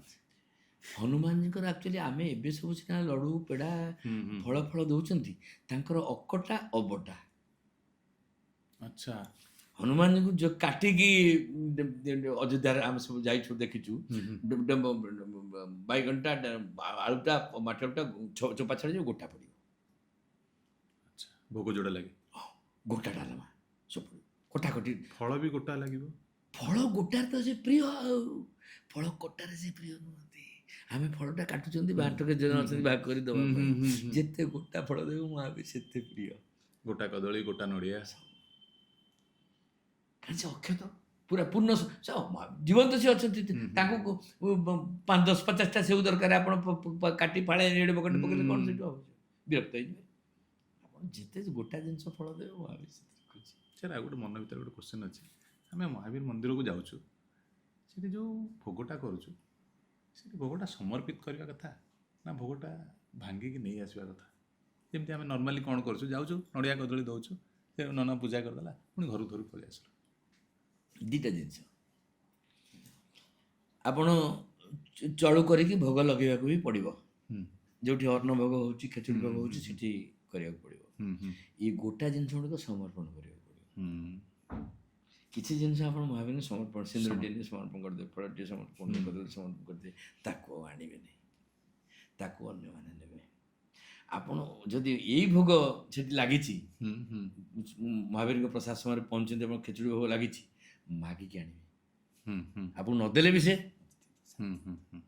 ଏଇଟାକୁ ଦେଇକି ଆସିବେ, ସେଇଟା ମାଗିକି। ଆଚ୍ଛା। ମହାବୀର ମନ୍ଦିର ଯାଇଛନ୍ତି, ଆପଣ ପ୍ରସାଦ ସମୟ ଘଣ୍ଟି ବାଜିଲା, ପ୍ରସାଦ ଟିକେ ନେଇକି ତାଙ୍କ ପ୍ରସାଦ ସେଟା ନେଲେ, ଆପଣ ସେ ଦେଲେ, କ୍ଲେଶ ନେଲେ, ବିକାର ଦେଲେ। ବୁଝୁଛନ୍ତି ନା?